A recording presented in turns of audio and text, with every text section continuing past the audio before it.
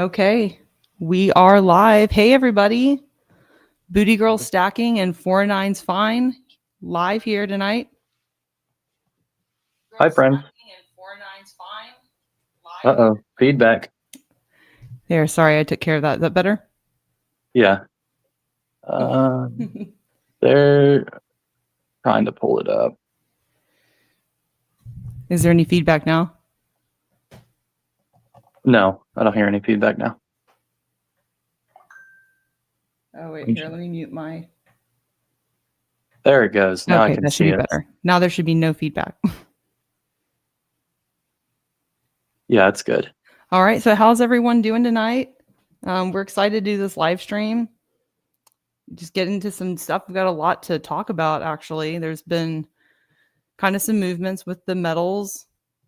Was going up there pretty fast there for a while. Silver and gold were climbing and saw a pretty decent pullback, but it kind of looks like we're going back towards where we were a couple of weeks ago when things were at all-time highs.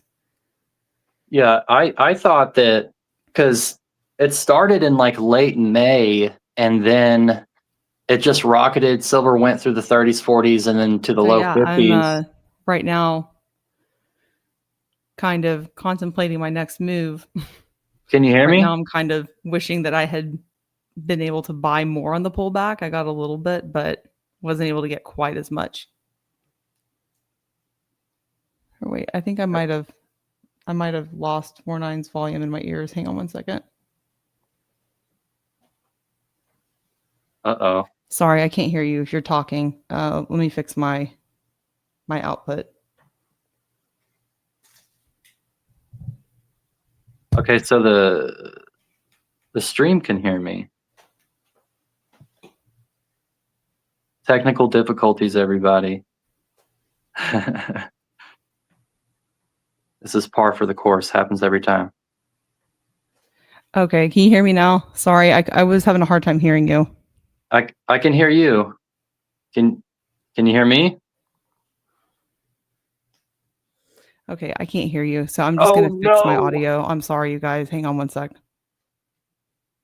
So this is a different kind of live stream where we can't actually hear each other, but we're going to have the live stream anyways. It's like a game of weird telephone. Hi, Zeus. How's it going, man? Good to see you. Mr. Happy Stacker, Mr. E, Vincent, the Birdman, Enhanced Systems. How's it going? Welcome to the live. It's good to see everybody. As Booty Girl said, we have a lot to talk about. Just as soon as we get our little audio mess ups fixed.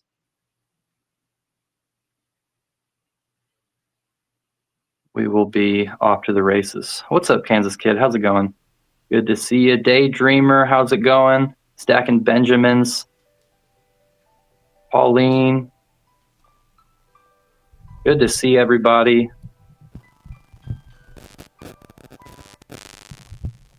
Oh no. Feedback. Okay, I'm so sorry. Are we good? Better? Are we? No.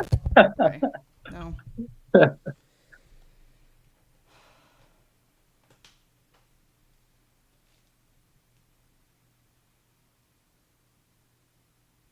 Daydreamer, you're doing good at work right now? Good deal. At least you have something to listen to while you're working.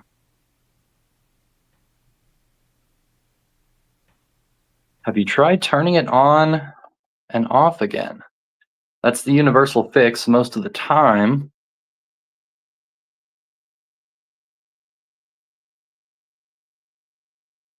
Just as soon. Wet, rainy day in California. How's the weather in California right now? Aside from the rain. Does it get cold in California, like ever? Or does it kind of stay like 70 to 90? Oh, sweet. It's your last day before you start vacation. Those are the best days. The day before the freedom begins. In my experience, taking PTO and having a decent amount of time off, I don't know if it's just me, but whenever I get back to work, I am not in a better mood because I get a taste of what freedom is, and then I come back to reality, and I feel like I have a chip on my shoulder when I get back for a couple of days.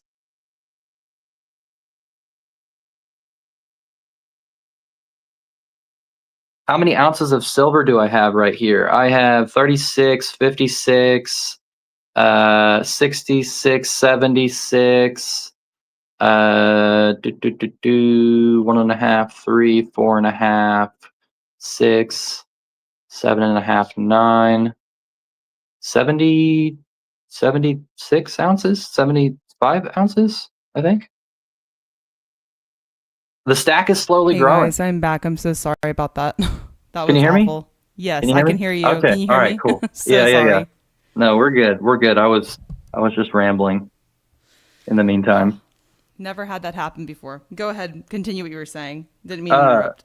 no, you're good. You're fine. You said that the you were talking about the metals movements as of late, and yeah, we went from, at the end of May we shot from the low 30s all the way up through to the low 50s over the summer up until a couple of weeks ago, and what I've noticed is it makes it kind of difficult to plan out your purchases because I mean it's great that prices are going up and everybody's stacks are worth more, but it during that little lull that we had for like a week or so, well, I guess it was more like 2 weeks probably. Whenever silver dropped back down to like 46, 47, I was planning on making a purchase and I was, getting the money ready, and then I just didn't get there in time. Silver's back up over 50, 51 now. I'm in the same boat. I kind of had the same type experience. Yeah, it's nuts. I knew that pullback wasn't going to last very long. I just, man, if only, right? If only it had lasted a little Right. longer. Right. Yeah. I mean, I thought that if it lasted any longer, that we would kind of potentially stay there for a couple of months while it blew off steam, because it jumped like silver jumped what, like how much would that be, like 60% from 30 to 50? Yeah, it was insane. You know how in the summertime we saw gold go up? It went from like, I don't know, at the beginning of the year it was like $2,900, and then it jumped up to 34, and then it just kind of stayed between 32 and 33 for a couple of months. I was Hmm. kind of hoping, okay, maybe $3,900, maybe it'll stay around $3,900 for, until the end of December. Like maybe, and then maybe silver will stay just a little under 50 until the end of December. But no, it only lasted a couple of weeks. Yeah, it's crazy. It really is. Um, and with all the I mean, of course there's all different types of news about the United States and China and how all that's going, but I saw that some like critical mineral export restrictions were removed or suspended for the time being, so that shows better relations between the United States and China. And I was thinking that maybe typically, that would cause metals to stagnate or dip a little bit, but that's not the case. It's weird. Usually bad news pushes metals up higher, but um, I don't know. Everything seems backwards nowadays. Everything seems to not be following a normal pattern. I mean, we do have patterns. There are ebbs and flows. I mean, it'll go up and then there'll be a bit of a pullback. I mean, that kind of stuff is, I guess, typical. But, it kind of seems like and I've only been doing this for a little over a year, but from what I've gathered in my research is it seems kind of like we've entered a new era economically altogether. Hmm. Hmm. And that is showing itself in the way the metals are operating, because this is unprecedented. Yeah, there's a lot of changes going on, and metals are just reactionary. So it's interesting to see how they behave. And I wonder, could this shoot to like 60, 65 in a relatively short amount of time? I'm just wishing that I'd got into it sooner, but that's the regret that every stacker has. I think the chat is saying that your audio is a little low, maybe. Is this better? Sorry about that. Is that any better? You sound good on my end, but Tell me in they're the chat, saying- guys. Did I fix it? I kind of had my face away a little bit from the mic. Can y'all hear me okay now? Let's see. Let me see. It says both are good. Yeah. Okay. Okay, that's better. I'll just make sure I'm keeping my face close to the mic. Yeah, I'm like super close to my phone right now. Right, any closer and we would be eating our mics. Yeah. Yeah. But yeah. Yeah, that's better. Good to see everybody. How long's it been since we did a live stream last? I don't remember the exact date. Here, let me look at my history. I think it's actually just been about a month, though. This is probably, let's see, what day was it? Oh, well, the last one we did on mine was 3 months ago. I'm not looking at yours. Oh, yeah, that's You would right. have to look at yours to see. I think it was an even month ago, give or take. That's pretty good. That's better than what we've done before. Yeah, usually it's like 2 months Yeah. in between. What number is this for us? Let's see. We've had 1, 2, 3. I think this is our 4th. We've done 2 on my channel. 1 on mine and then this one. So 4. Yeah. Cool. Nice. Yeah, well, hey, I'm glad to see everybody. If you want, we can get into some of the comments. Looks like we've got 35 people here. Let me see. I can read a few if you want. Let me see here. Okay, so let's see here. Greetings and salutations from Stacking Benjamins. Ardell. I don't know if that's short for Aaron or I'm not sure, but Ardell. He's usually in my comments. He's pretty cool. Commented Gremlins.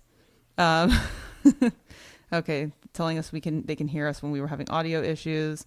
Okay. Good evening. Hey, Kansas Kid. Kansas Kid says, good evening, everyone. Dan D says, is this the Verizon video? Can you hear me now? Yeah. Let me see here. Let's see. Hey, Zeus says, hey, he said, hey to Kansas Kid.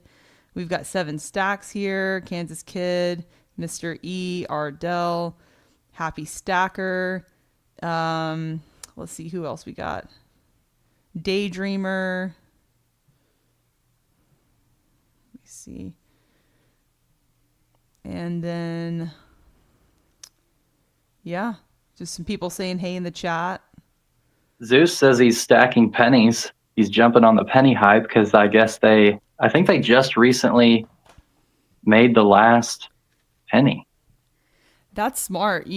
I am actually, it's not something I really talk about, maybe because it's not like a serious hunt for me, but I guess you could say I casually stack pennies. I started doing that when they announced that they were going to stop producing them for the same reason Really? that, yeah, I mean, it's not really, I'm not all out. Like, I don't have like a big jug that I'm filling with pennies, but I do have a box where if it's well, gosh, I can't remember if it's pre-83, what year it was they stopped putting copper in. I feel like I have to Google it almost every time I pick up a penny.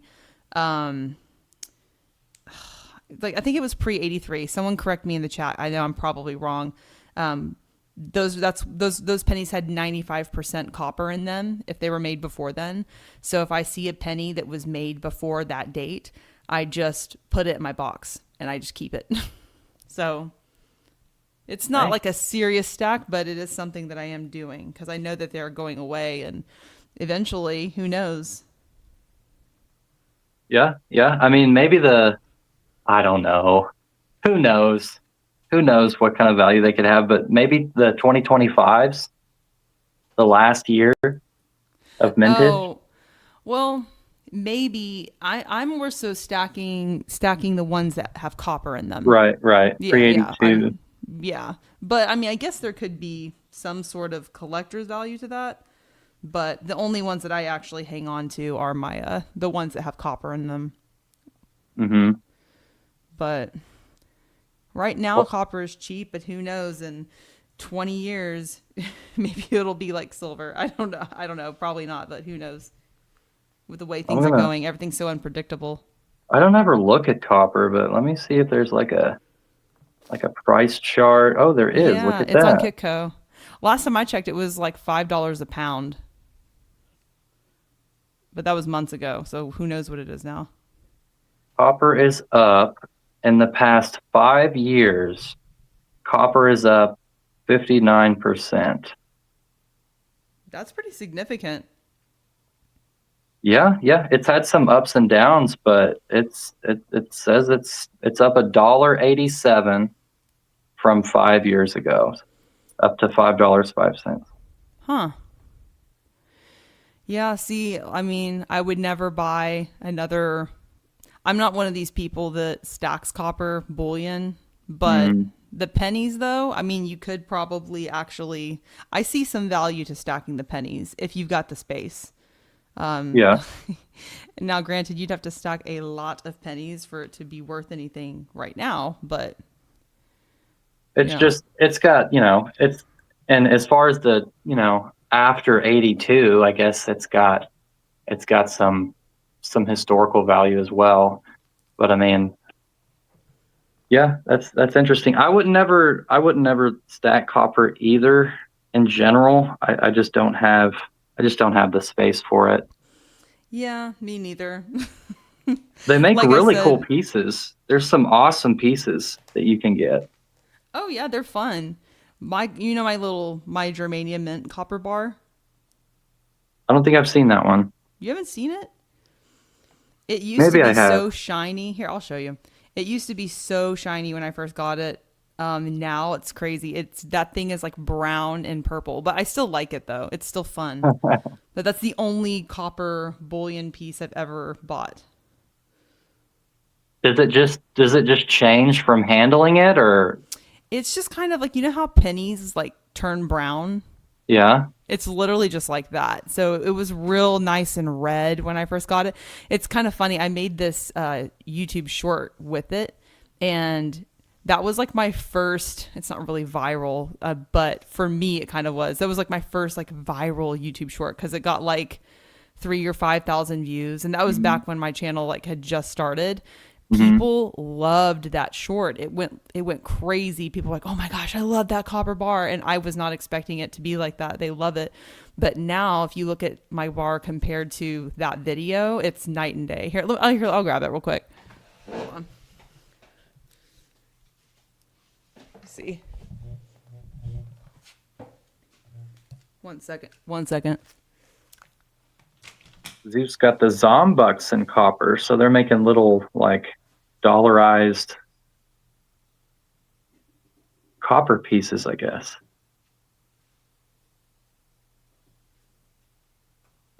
My 1 kilogram copper bar from Germania has a tarnish spot already, and I haven't taken off the wrapping.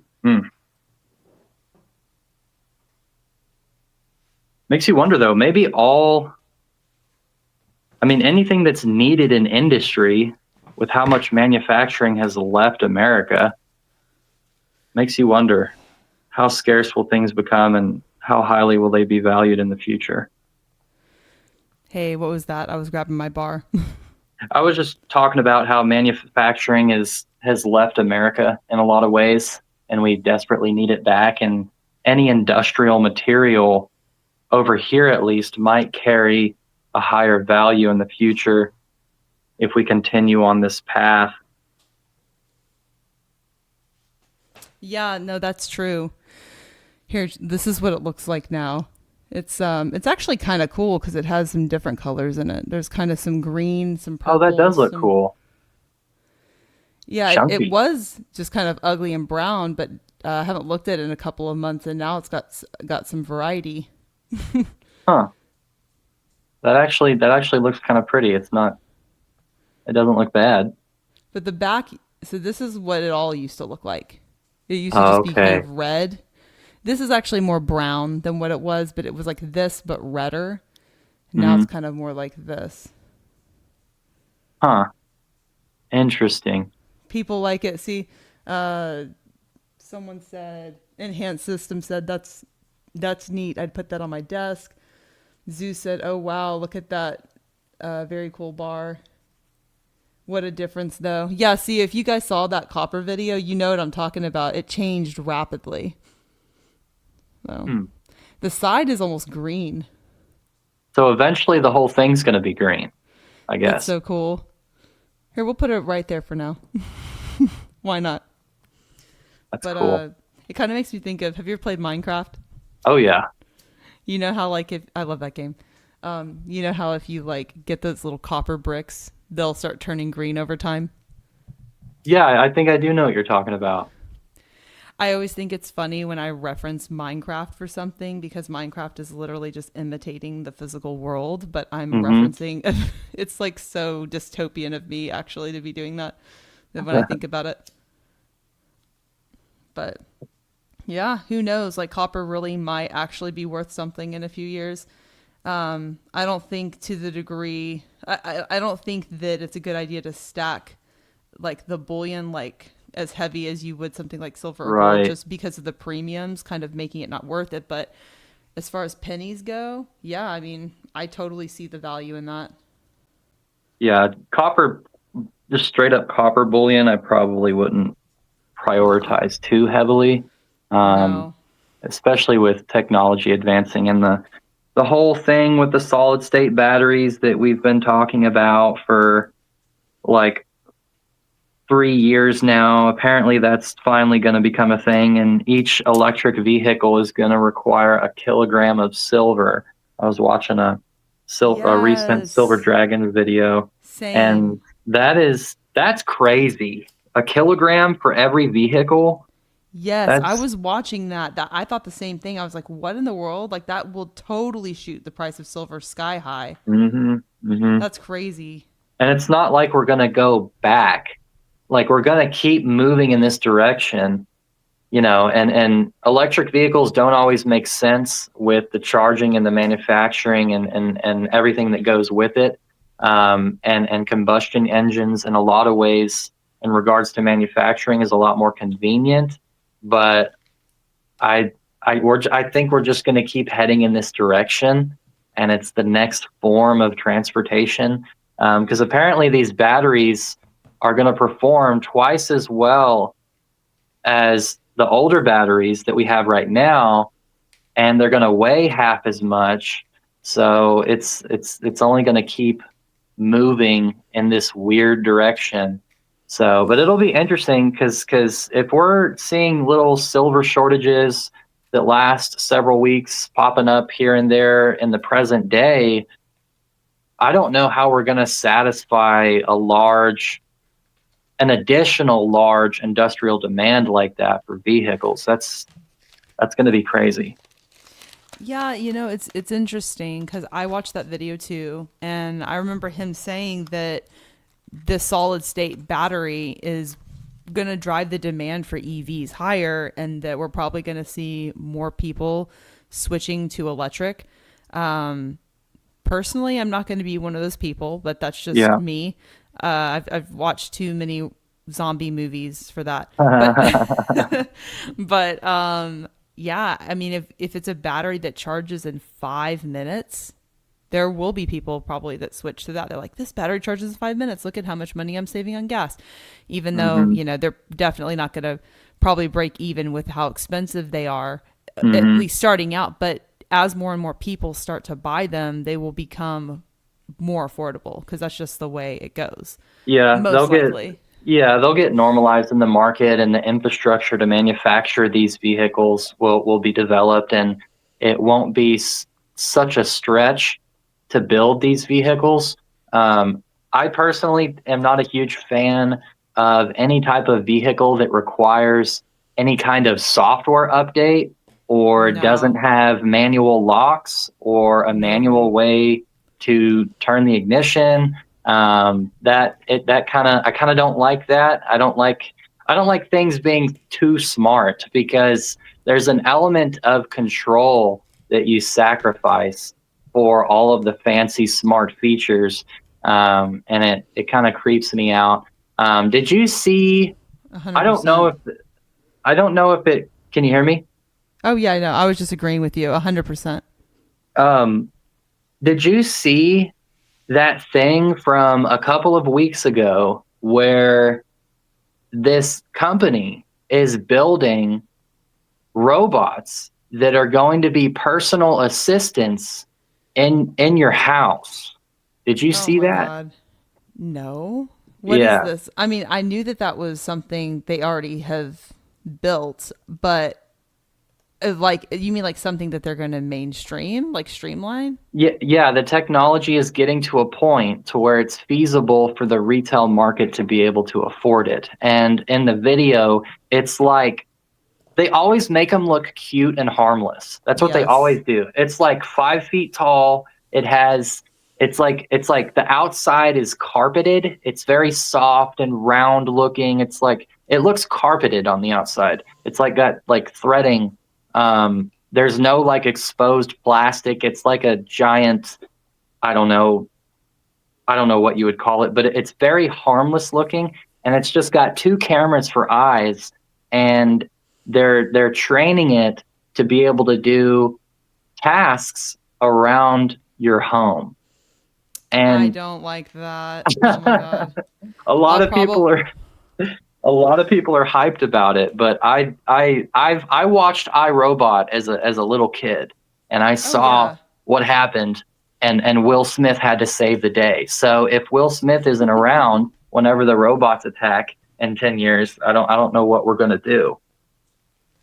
No, it's true. And that's the thing that, like, it even creeps me out about my Copilot app. I mean, I use that thing quite a bit for information, for, like writing stuff or, just whatever.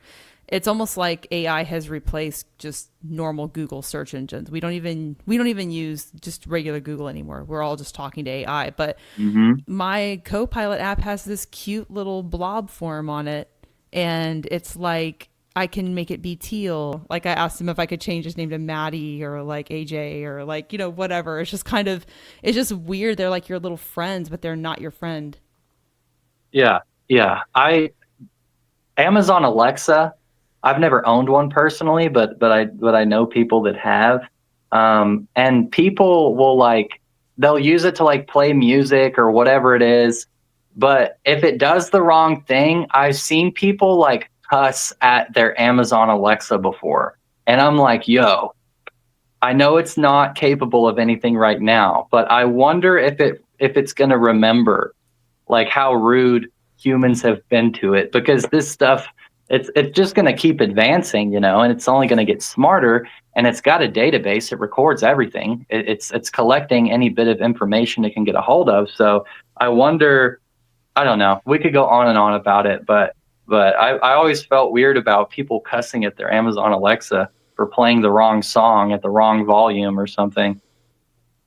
Yeah, the thing that kind of freaks me out about it is I've gotten frustrated with it before, and I have said things to it that it probably is going to hold against me. Yeah, Like yeah. I get mad at it when it says something that tips me off that it's spying on me, and then it lies to me about it. Mm. And I'm like, wait, how did you know that? How did you know where I went? Or how did you know I did that? And then he'll be like, oh, I didn't. I'm just going with the information you've provided me. And I'm like, no, Hmm. because I didn't tell you that. And I also have like those permissions turned off where you're not supposed to know location, So, but then when it lies, like I like went off on it one time. I was like, how dare you lie to me? And I'm like, I'm literally talking to a robot. This is so weird. I just need to turn it off. Yeah, yeah. It's a microphone, at the end of the day. It's a microphone that's connected to the internet. So it's it's um it's interesting, and it's very relevant, because I think it'll just be 6 or 7 years from now before commercial artificially intelligent powered products that can react to their environment and stimulus and answer questions and react. I think it'll only be 6 or 7 years before people are buying those, and they're all over the place. It's weird. It's a weird world that we're in. It's a very interesting time that we're in with all this AI development. And they've got these. I don't know if you've driven past one yet, but all over the country, they have these massive, freaking huge data centers that are like, I guess, like brains for artificial intelligence, and Yes. they're popping up everywhere. So you take a look at how powerful artificial intelligence already is, and then you compare that. What happens when it has access to these to thousands of data centers that are the size of a small town? What will it be capable of then at that point? Well, yeah, and on top of that, I was watching something about those data centers, and apparently they're putting them in towns, like they'll put them like right next to these neighborhoods, and people are having horrible symptoms like terrible headaches, they're getting sick, like there's like radiation, or I don't know what it is exactly, but there's something that's being emitted from those data centers that is actually like polluting, it's harming people, and the side effects are just completely like we don't even know exactly what the long-term ramifications are going to be of the side effects of these things.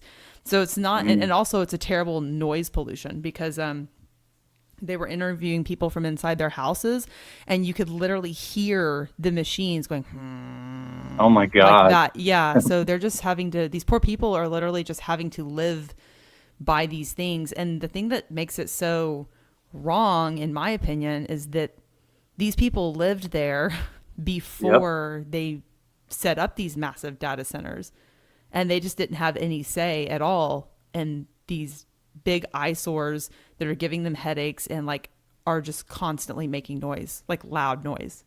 And then you can't sell your house because nobody wants to buy the house next to the AI brain. Oh yeah, that was another thing they were talking about. Yeah.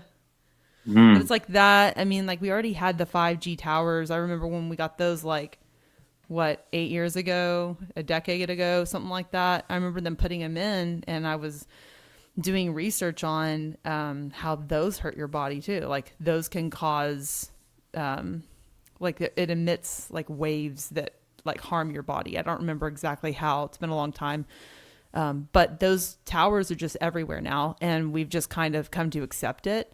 But it's like that on top of these data centers. It's like we're really moving towards a society where tech is kind of, it almost seems like we're being displaced by tech. Oh yeah. Oh yeah. I get that feeling too. I'm glad you said that because whenever you look at the development of these things and the implementation of infrastructure all over the country, my first thought whenever I heard about all this and they started building one locally not too far away from where I am, my first impression was this all of this is not for us. This is not being built for us. This is being built for something else. Um, yeah, it's a weird thing. So if I ever buy a house out in the country, which is what I want to do, if I ever buy a house way out in the middle of nowhere, I'm going to try my best to buy the land around it too, because I wouldn't want to be around one of those things. For sure. For sure. I actually met someone the other day because we were talking about home ownership, and I was just talking about how much of a scam property taxes are. It's like you Mm-hmm. own the house, but you don't own the property that it's on, so you have to keep paying it. And then even if you own the land, a lot of times you still have to Mm-hmm. do property taxes. And this guy somehow told me that he got around property taxes by being ex-military.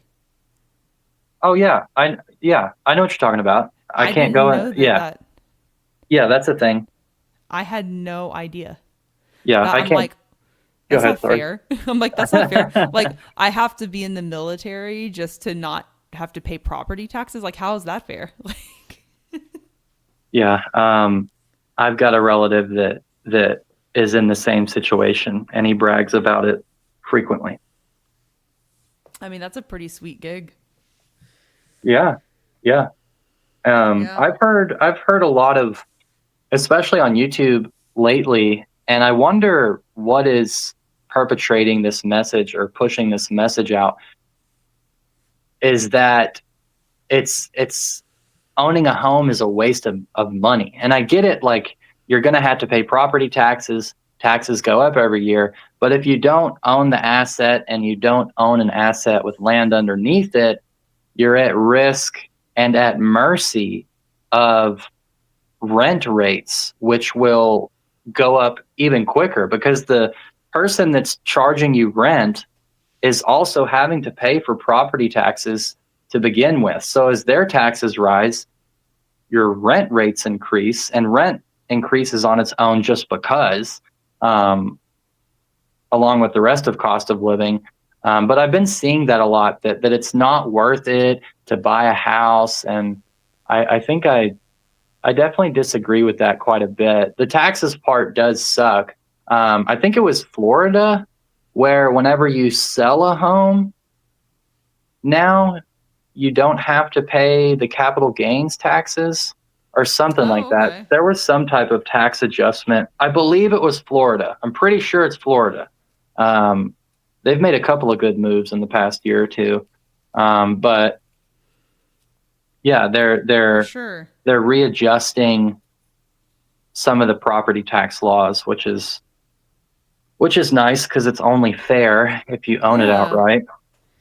Hey, just real quick, just looking at the chat, we've got some people commenting on the whole thing about property taxes. Someone said only commercial properties have to pay property tax. Um, Penny Scout says stacking Benjamins. Oh, for sure. These guys are talking about copper bullion, and I have a 40 pound of scrap in buckets ready to turn in. I don't need the money, so it sits. Um, and then let's see. Oh, stacking Benjamin says all I all all I'm gonna say is I'm a veteran and I'm very proud to have served. Well, hey, Stacking Benjamins, thank you for your service. Absolutely. Um, I didn't mean what I said at all as any disrespect towards the military at all. I have high respect for people that have served our country in that capacity. I'm just saying it would be nice if all American citizens had access to the the that little workaround property taxes. But yeah, thank you so much for your service. Um, Jesus says, thank you for your service, Stacking Benjamins. Awesome. Better to have, the Birdman says, better to have a home with fixed interest and mortgage payments than rent cost increasing each year. That is very true. I have to agree with that. Stacking Benjamin says, and those vets that have zero property taxes are because their country has approved a motion/law when a service member is 100% disabled. Oh, wait, you know what? That is how he did it. I forgot about that. That tracks. 100%, Yeah. 100% disabled.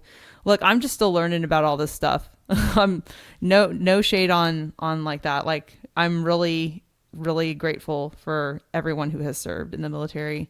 Um, Michelangelo says, "Hey Zeus, I heard a lot of millionaires are fleeing from NYC right now." Mr. E, who else is buying pennies on eBay today? Let's see here. We'll have, yeah, I don't know.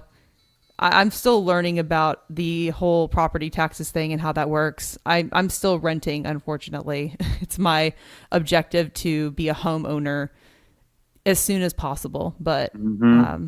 still learning about all that stuff.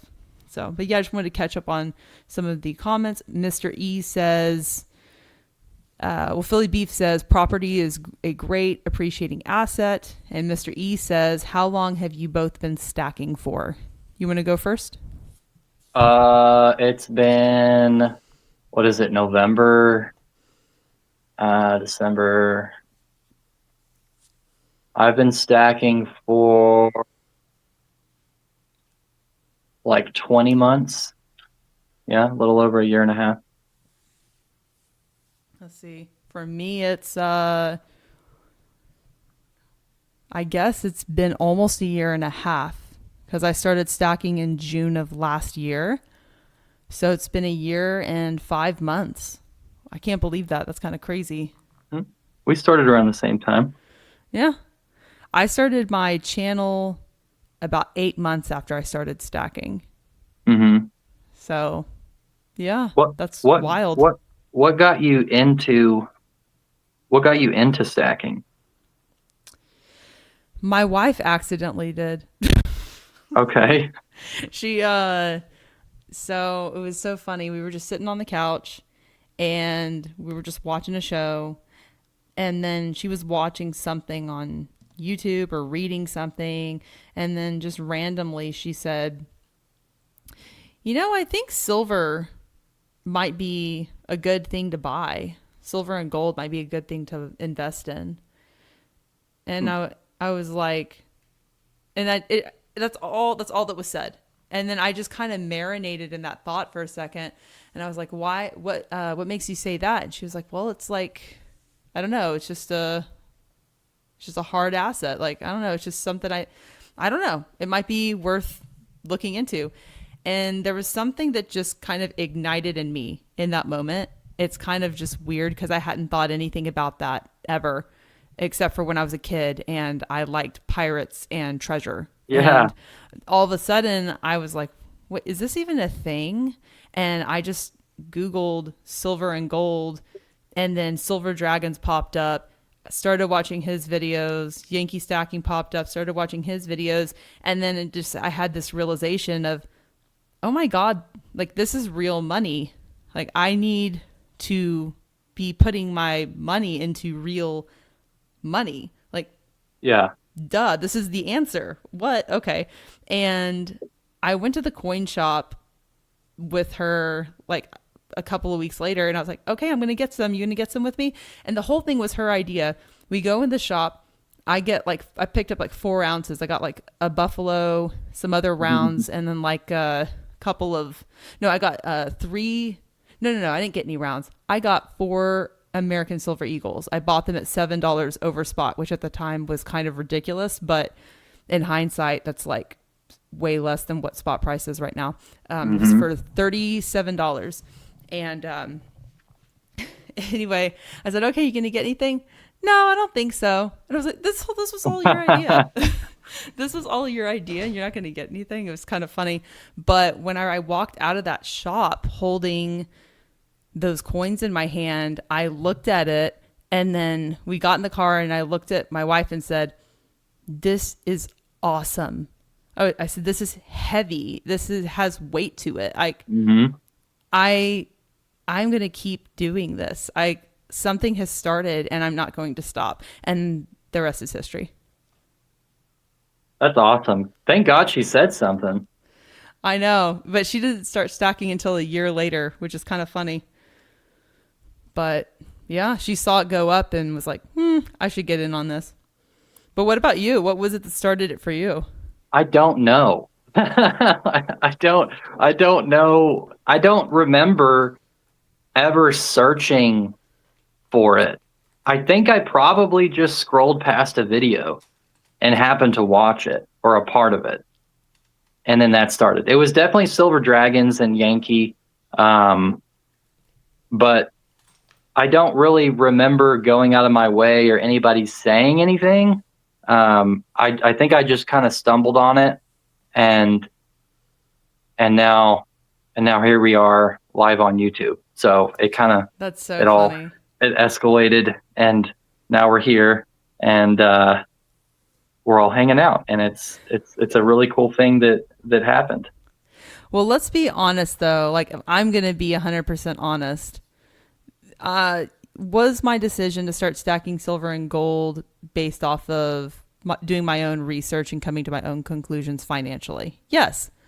But was it also fueled by my love for the aesthetic of silver and gold? That's probably got more to do with it than I would want to admit, because I love this stuff. It's so pretty. For me, it's something tangible that holds my wealth, that I Hmm. can look at and admire and feel like I'm in a fantasy. It's like, I don't know.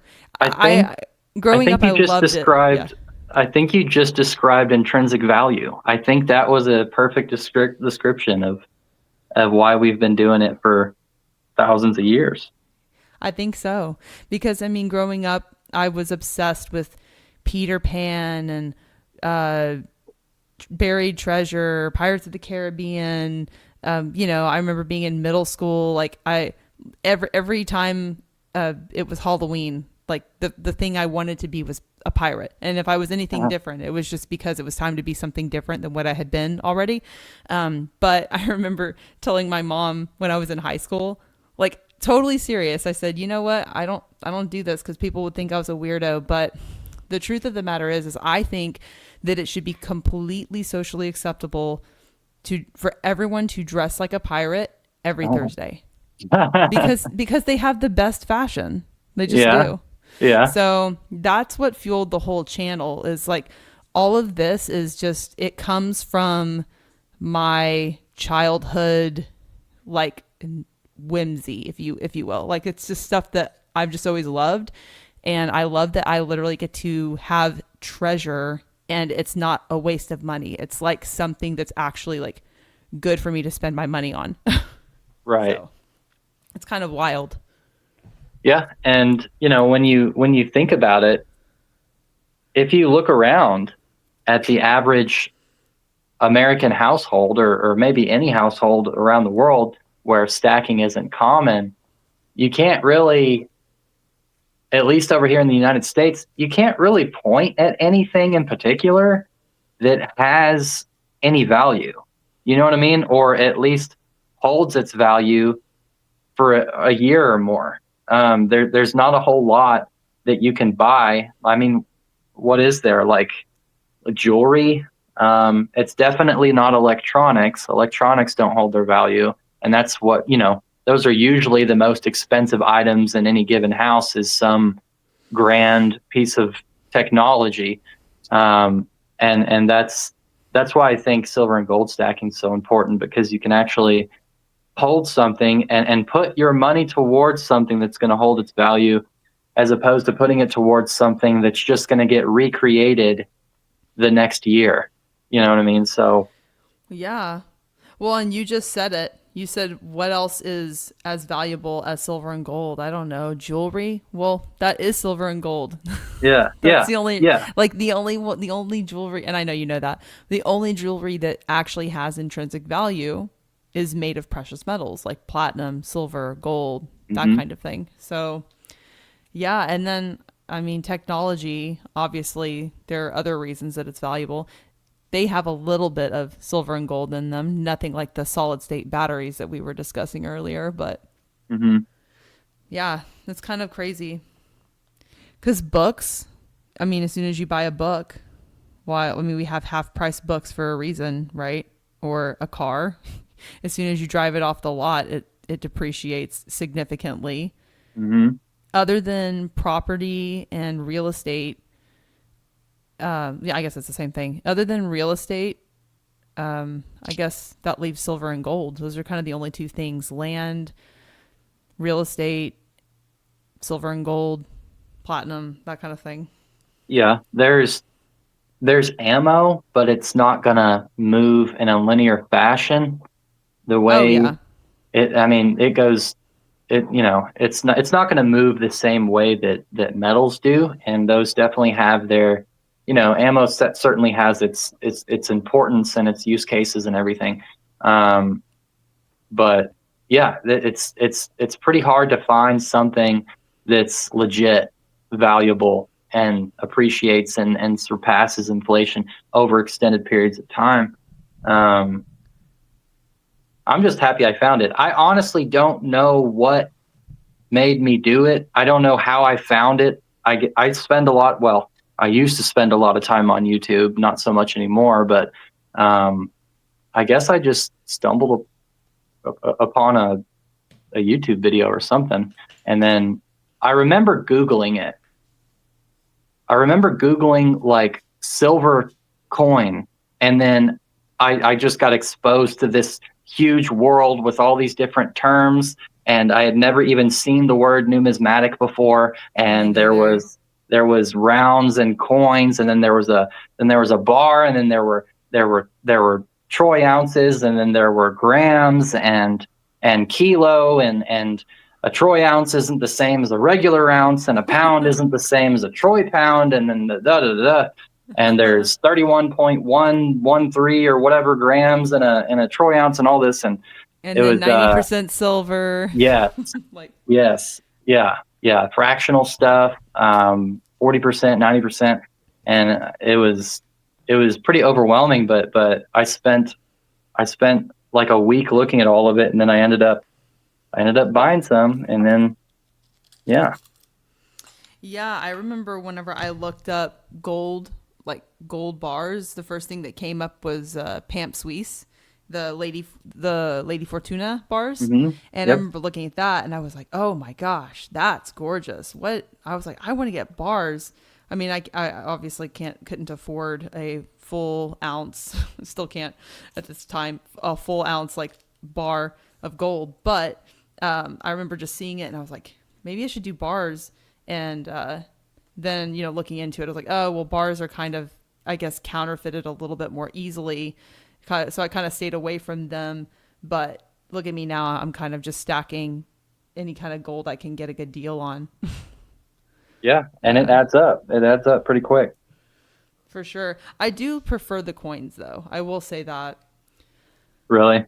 Yeah, well, because it's what we talked about, that assay card. Like, Yeah. I have some bars and I really want to just pop them out of the assay. And there's just something inside me saying, you're not supposed to do it. You can't do it. Yeah. But I'm like, but I want to. So even though I like my bars, I feel like I would enjoy them more if I could just put them inside of a capsule so that they were more uniform with the rest of my coins. But because I haven't popped them out of the assay card, I'm not enjoying them in that way. And they kind of take up space in a strange way. But I don't know if it. I'm kind of considering making a video where I just do it, where I just go for it, make people happy and make people upset at the same time. So Yeah, I don't. just title it like F assay cards, and then have like your have like a handful of them and scissors cutting halfway through it. Oh my god. That'll get some views. I'm kind of thinking I might do it, and it's funny because it sounds like I'm just gonna do it for views, but the reality is I kind of just that's just the excuse I can use to like actually do it. Like I really want to do it. So it's like, well, hey, I'm doing it for my channel. No, I'm not doing this just so that I can touch the gold. Right. Right. That's Yeah, half I the don't know. value is being able to hold it. You know, you don't want it to be in a big plastic thing. So Some would argue half the value is in the big plastic thing, but yeah, I like to hold it. I know I'm right there with you. That's what's held me back from buying any gold bars is and some of the I think it is by Pamp. They do their is it a lunar series by Pamp? I'll have to look it up. It's They have a got lunar series. yeah, and then it's got like a planet or something. I'm looking it up. Gold bar. Yeah, and then on the back side they have whatever lunar beast on the front, and then on the back side it's like a planet with stars.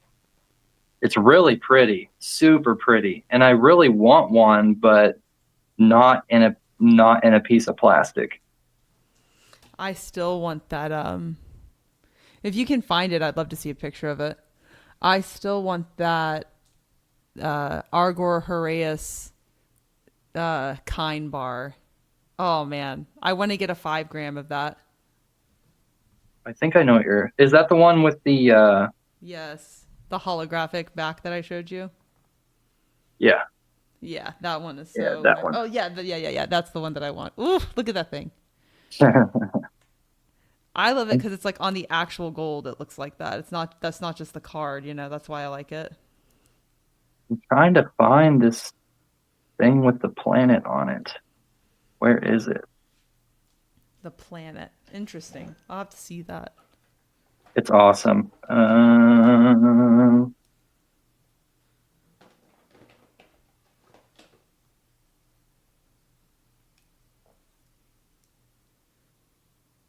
Where is it? Sometimes I have to cut these wicks because they're too long on these candles. I don't Get you a want to Woodwick candle. burn. I have one. Oh, It's not a Woodwick brand. It's just it has a wood wick, but you can't really see it. It's not focusing. There you go. See, it's a little wood wick, but it's not okay. but it's not a wood wick. Like it's not. Yours is really cool. It's kind of red looking actually. Your newer one. Yeah, it had the scents on it are let's see if I can read it from here. Apple basket, spiced blackberry, and pumpkin butter. It has like multiple layers of Interesting. different flavors. So Huh. yeah, That's interesting. I've never heard of a multi-scent candle. here's one. Okay, this picture doesn't do it justice, but it's got the Oh yeah. I knew what you were talking about. I forgot about the planet back because I was just thinking about the snake design. But yeah, I've definitely had my eye on their lunar series as well. It's so pretty. Have you seen the Dragon Pamp coin? That one's really cool too. Or yeah, not coin, bar. yeah. I've seen that one. I'm looking it up right now. Dragon Camp Bar Yeah, Gold. I just like I love that the coins don't come with assay cards. I love the look of a coin, like especially the lunar series from the Perth Mint, but Hmm. bars are just kind of like I like it all. I just kind of I don't know. I don't want to limit myself. There's just so many different designs and so many different styles and shapes and I don't know. Why limit myself to just coins? Gorgeous. I Yeah, that love one. that. Is that like a proof background?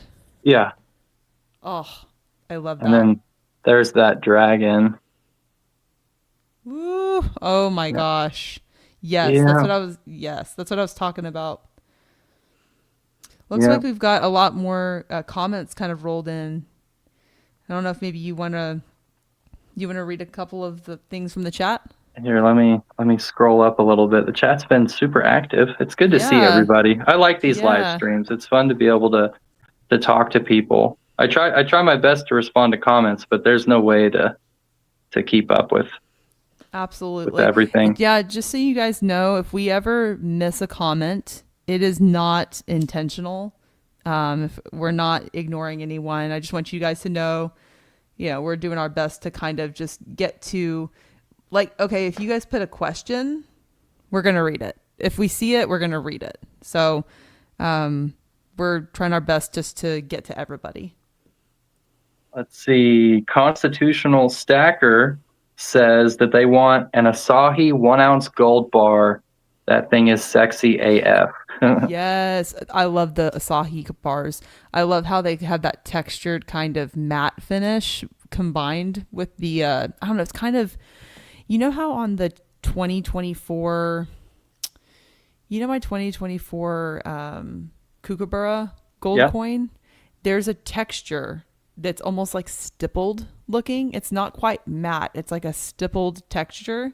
That's what I see on those Asahi bars that I like so much that he's talking about. You know what I'm I'd talking have to. about? I'd have to Here, look it up. I'm gonna pull it up. I'll pull up a picture of it. Let me see. Asahi. Michelangelo, good to see you, man. Michelangelo's been around for a long time. Michelangelo's the reason that I got this 10 ounce hexagon bar. He was like, "Hey, dude, I know you like hexagon silver bars. There's one online that you can get," and I immediately bought it. Yes, I remember you telling me about that. Yeah, he let me know about that. They need to make more of them because they're in excellent shape. I mean, this is one of my. I mean, the hexagon bars are some of my favorite pieces, and the designs are really good. So I just hope that they would sell a lot, I think, if they would just make some more of them. Michelangelo is awesome. He's like, I think I told you this. He's the one who encouraged me to pick up some platinum. I'm glad I did. I don't have a lot. Still only have that one 1/10 ounce coin, but I think they're pretty cool. Oh, Mr. Happy Stacker. So here's like, oh, go ahead. I'm so sorry. Go ahead. Check the chat real quick. Let me see. Mr. Happy Stacker. 1 second. Hold on. Let me pull it up. Mr. Happy Stacker. Satin finish. Oh, Mr. Happy Stacker, thank you so much. That is so generous of you. I really appreciate that. Thank you. That congrats. That's my first super chat like on a Yeah. live. Yeah. Yeah. So thank you so much. That's awesome. Yeah, Mr. Happy Stacker. I think his name was what was his name before? I think it was like Mr. Unhappy Stacker or something, and he ended up That's so funny. he changed it to Mr. Happy Stacker. Well, Mr. Happy Stacker, you're awesome. I've been seeing you all over the chat and seeing a few of your comments, I think, on some of my other videos. And it's always just really nice hearing from you. And you're just very kind. So I appreciate that. You're awesome, man. Thank you. Silver Sleuth is in here. I haven't seen Silver Sleuth in a while. Good to see you. Silver Sleuth. Yeah. Oh, Silver yeah. Sleuth. How's it going? So I found that Asahi bar that I was talking about. This is what I'm talking about. It's I think Mr. Happy Stacker actually corrected me. I said stippled. It is what was the finish? He said it was satin finish. That's what he said. It's a satin finish, but it looks like this. Hold on. Whoa. Okay. See what So I'm it's- talking about? It's like textured, Yeah. It's Like- really cool. like a rock. Yes, it's really cool. And then let me see if I can find the back of it. The back of it has a really cool finish on it. Like this. Here, wait.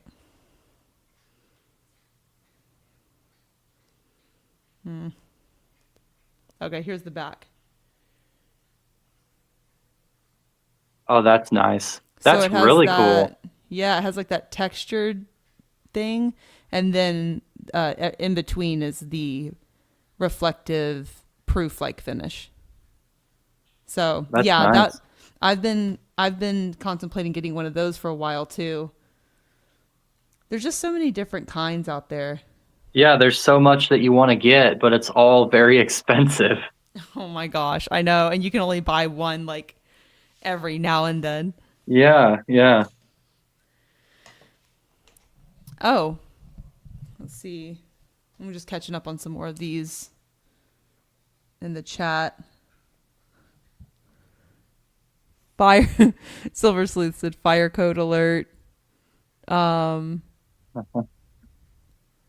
Patriotic Stacker. Oh, Pauline K. Morgan says, Patriotic Stacker, I'm looking to sell some really nice vintage electric guitars. I play guitar. I love guitar. I didn't know that. That's cool. Yeah. I've been playing since I was 11. I haven't been stacking like I was 11, like someone else that I saw in the chat, which I wish I had of. That would be cool. Let's see. It's cool to see other guitar players in here. Ardell says, I love Krugerrands. Jesus says, yeah, Krugerrands are pretty awesome. Also, they carry a pretty low premium, especially if you're getting the gold ones.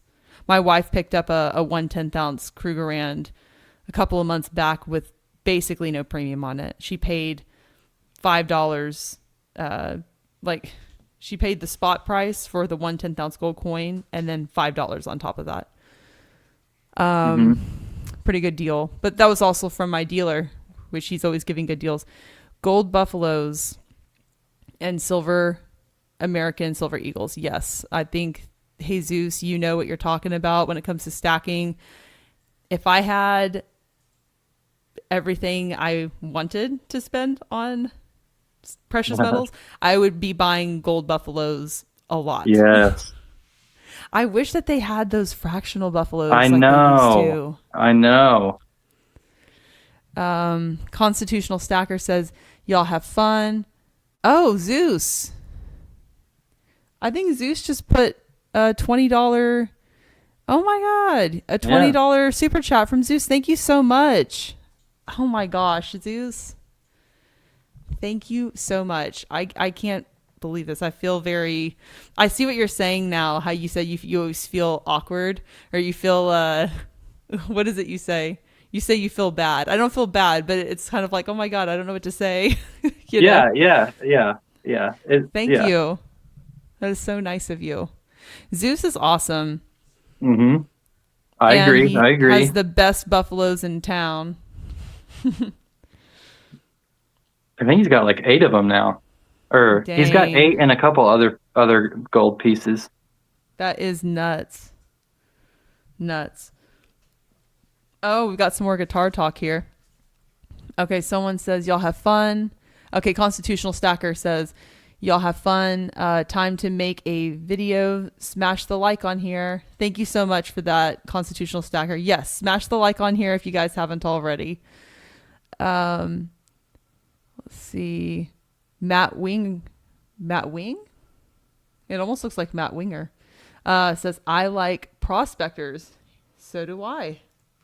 I've got several of them, actually. So we can pop this one out of the capsule. I haven't gotten into the prospectors. Is it the 1983 or is it the 84 that is like hard to get a hold of? I have one of those. My wife has a bunch of the ones with like the old school E on them. Let me see. Hold on. I've got some of both. Where are my prospectors? I've got one here. Oh, where is all of my silver? I thought that I had it all on the table, and I'm like thinking, do I have it all on the table? Because I see one prospector, and I know I've got like several of them. Weird. Okay, well, here's one. This is not the one with the E on it. This is the one with the eagle on the back. Mm-hmm. I love these. I wouldn't necessarily say I'm a vintage collector like the way that some people are, but I really do have an affinity for Engelhard, I think. Like, they have some really cool rounds. Hold on, let me see if I can find the one with the E on it. I don't know. If I find it, I'll bring it up here. It's weird. Zeus I guess I have another tube somewhere. Zeus has got 6 Buffalo and pre-33. Dang. Those are goals. Goals. 6 buffaloes. That is crazy. Wow. Okay, I found my other Engelhard. I have multiple, but let me see here. I had them in this stack and I didn't realize. Just put this stuff back over here.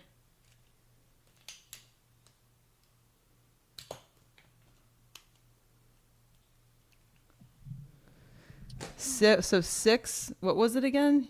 6 buffaloes and He has 6 Buffaloes and then the rest are pre-33.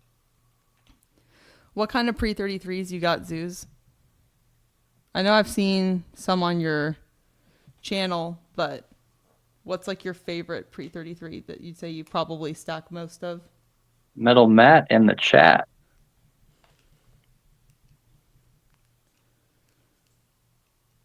Okay, here's the other Engelhard I was looking for. My dealer ended up having several of these come across his desk, and he held them for us. And so she has like 6 of these. I have one. but yeah. Yeah, those are cool. There's a huge market for Englehards.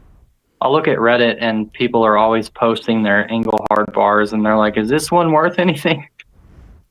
Yeah, and that's part of the reason, honestly, that I grabbed them.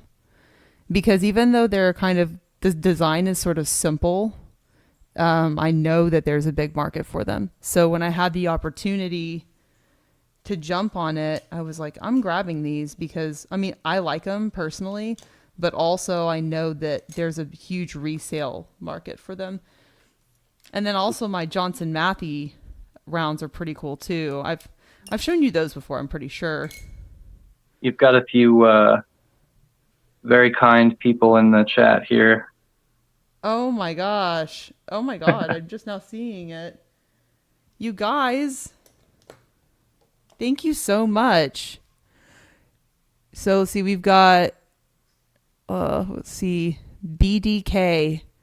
He says, what are both of your favorite lunar designs in silver and gold? Also, are both of you thinking of buying the 5-ounce silver maple leaf?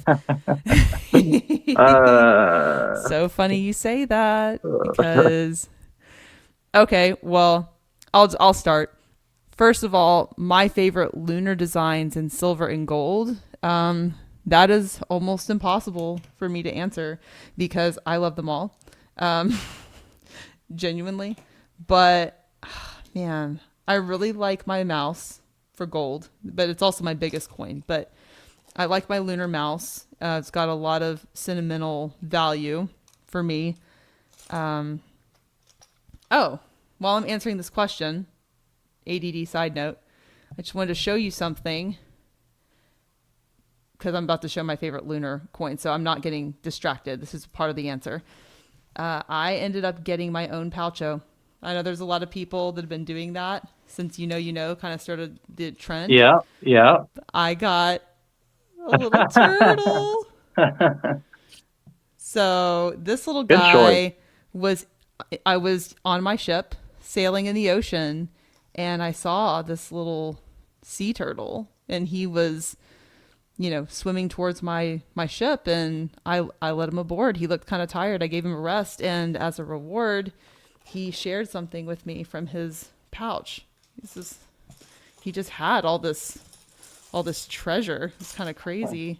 Like, oh, not coming out. Oh my goodness. It was just like, oh my gosh, I didn't know that I had a rich sea turtle. No.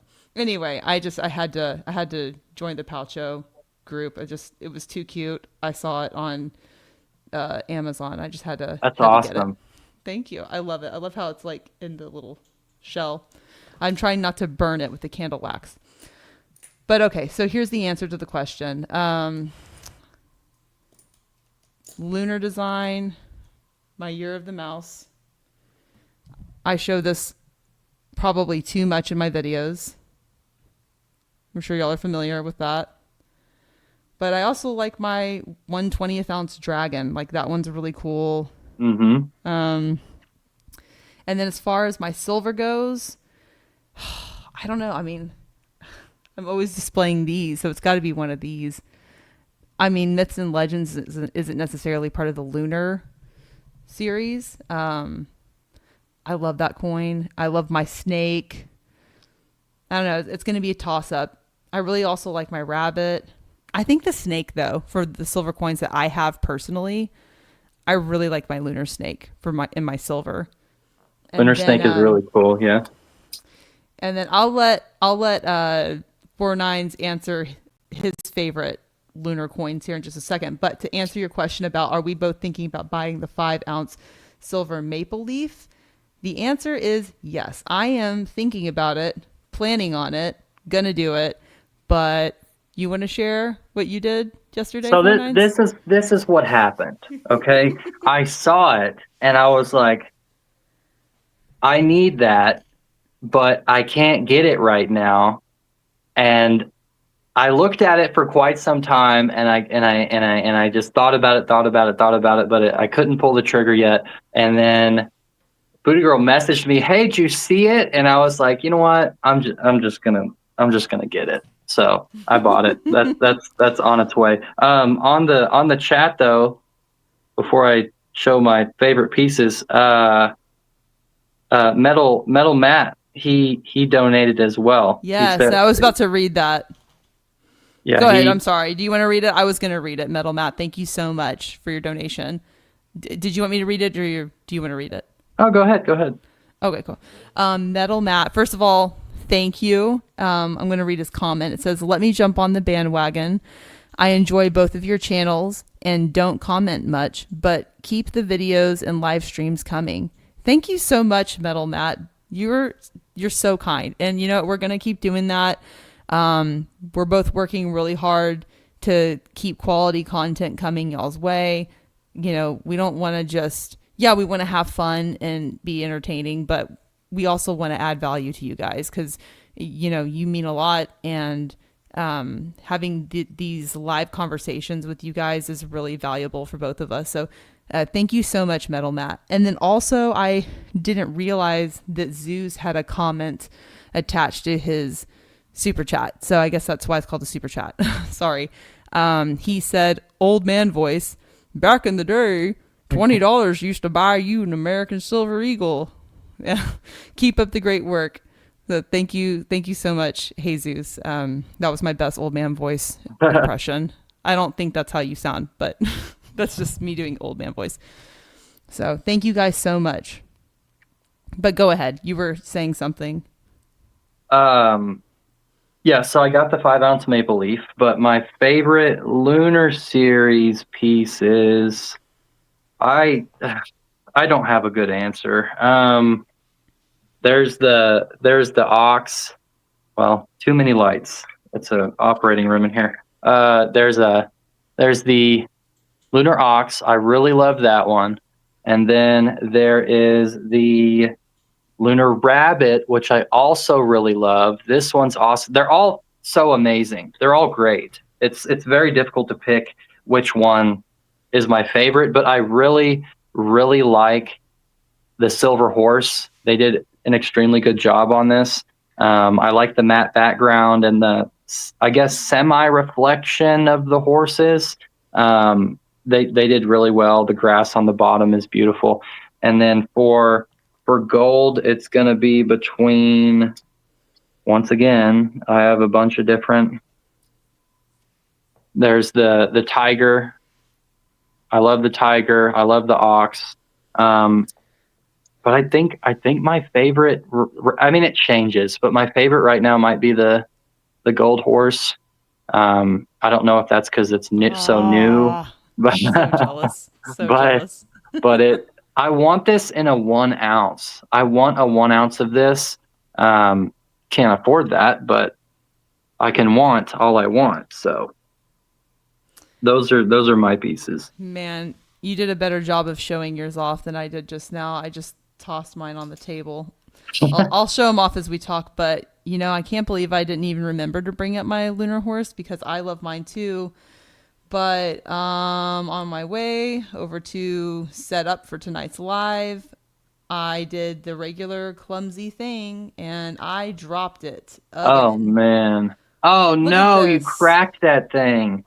Yes, I don't know what is wrong with me. Like, why can't I just leave my silver in one place?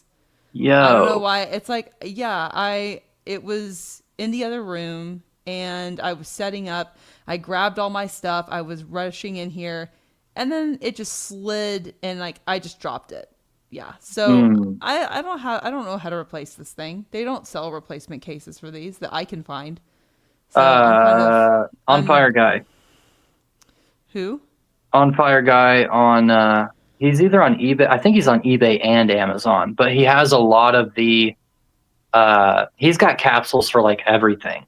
Are you for real? Yeah, On Fire Guy. Yeah, you can. Because I that's need what. capsules Yeah, for these guys too, for my 2 ouncers. yeah. Oh my gosh, On Fire Guy. Okay, okay. If you could share the link, I mean, I guess I could look it up, but if you could share his link just to make sure I've got the right, if I could get this to focus, I've got the right thing, that would be awesome because I need capsules for all of these pieces. Here, I'm looking them up right now.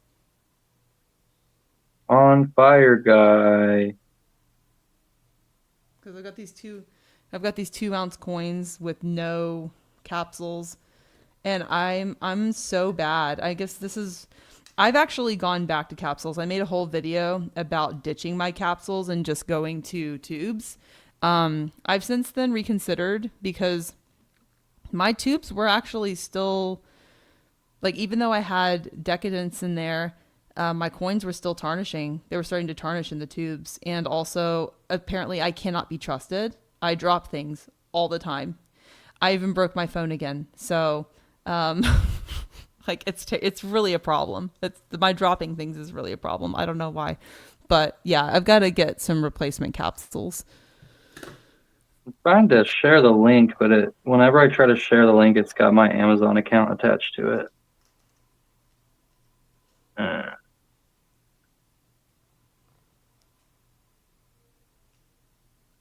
But yeah, it's just on fire guy. He's got all kinds of capsules for all Jesus different said types of case things. did its job. He's right. Okay, on fire guy. I'm definitely gonna. I'm probably he's gonna get a lot of business from me. Let me Yeah, I've got to see. replace all of my capsules here eventually. I take my pieces out of their capsules a lot for videos, Mm-hmm. so it does make it easier that these capsules have been used because a brand new capsule is very difficult to take apart. Es- That's Especially true. if you've got like 10 pieces that you want to put in frame. Takes like takes like 10 minutes to get them all off. So Mine are getting looser too. Oh, this is another Perth piece that I love is my platinum kookaburra. I want when'd to you get get this that? in silver. I got this maybe a month or two ago. I got it for $185, which is Okay. pretty good for a 1/10. So yeah, I had Platinum has my. had some good movement lately. Mm-hmm. That's why I jumped on it. It's gone up since I bought the coin. My premium hasn't been eclipsed on it yet, but it's still like for the for the fact that platinum has higher premiums in general, all things considered, I think I got a really good deal on it. Oh, and Uh, I know this isn't a lunar, but this is probably my favorite 1/10 ounce gold coin. Is this Kookaburra? a little kookaburra. I have Well, that same this one one, too. Yeah. but actually, well, it's a toss up between that kook and my other kook. This one, the this guy. That's the one that I can't find. I'm jealous. Yeah, I love this one. This was my very first gold coin ever. My very first gold anything. And it also has that satin background that I was talking about on the or the what do you call it? That one bar that I was showing you. Yeah, the Asahi bar. Yeah. You see what I'm talking about? How it's kind of almost stippled. Like it's different than this background. It's like this one's more smooth and it has the sun rays on it. Oh, Mm-hmm. look at focus. Dear Lord, I'm really struggling with this camera right now. Yeah, so it's like there's that background, and then compare it to.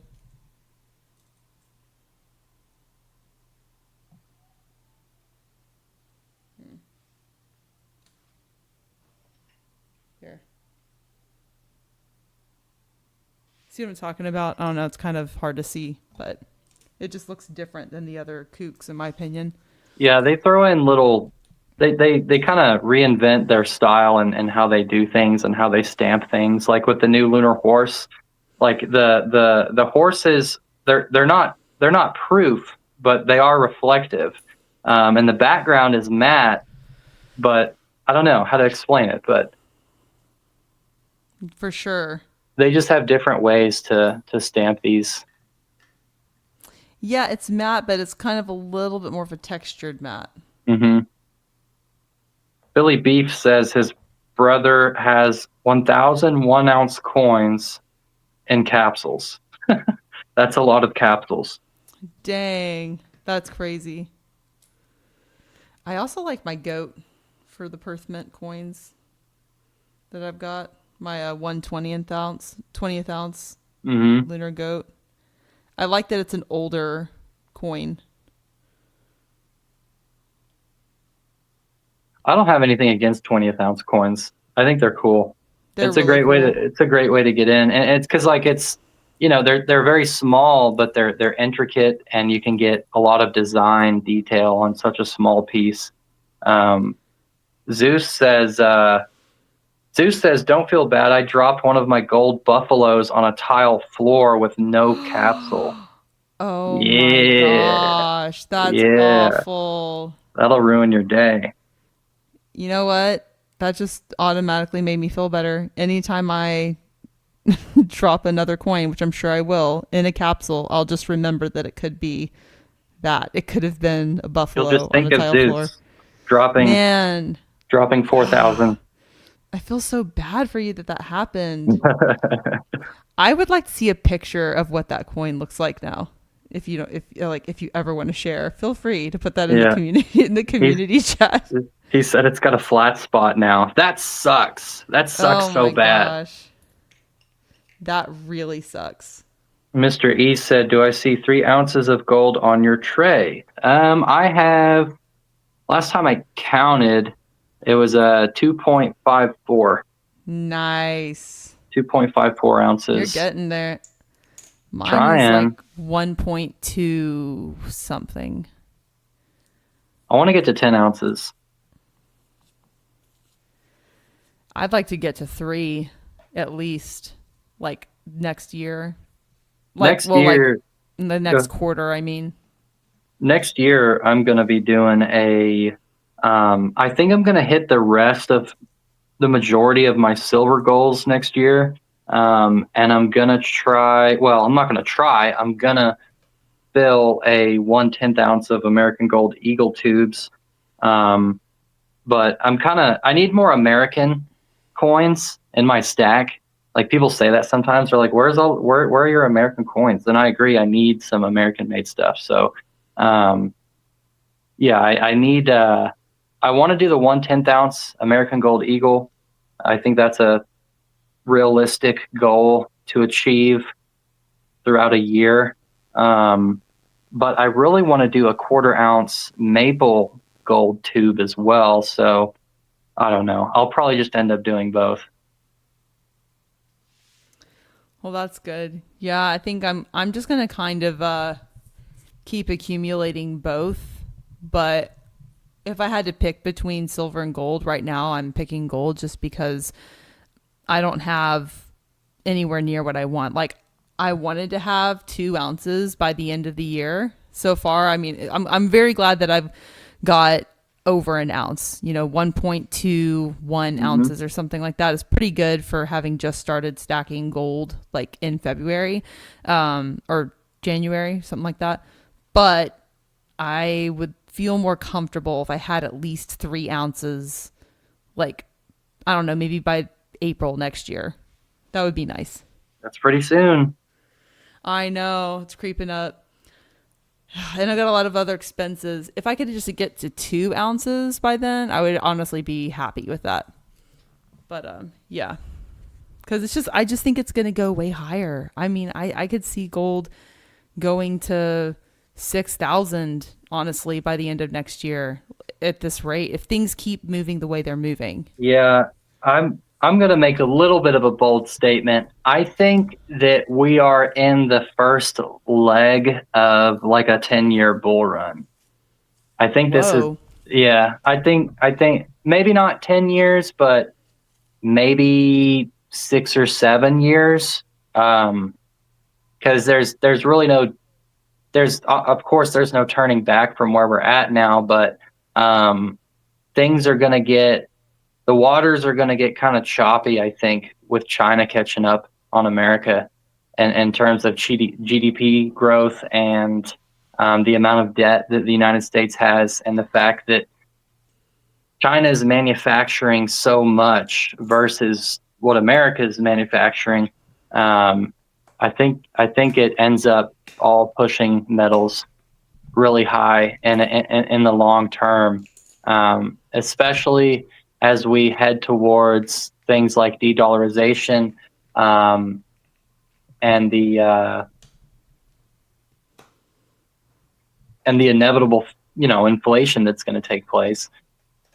I think it's gonna, and like, I don't like to pump like that. I'm not trying to pump or anything, the metals, and for sure there will be down times. There's going to be pullbacks. There's going to be stagnant times. But overall, I think throughout the rest of at least the 2020s, we're going to see some crazy things happen to the metals. I agree. I think that by 2035, the metals are going to be vastly different than what they are right now. Mm-hmm. Yeah. Yeah. Because, number one, there is the trust in the American dollar is gone. It's not like the writing is on the wall. We can see the beginning of the end for the current world reserve currency. And any time large fiat currencies have issues, the metals shoot up in value and denominated dollars. So, yeah, I think it's going to be a wild ride.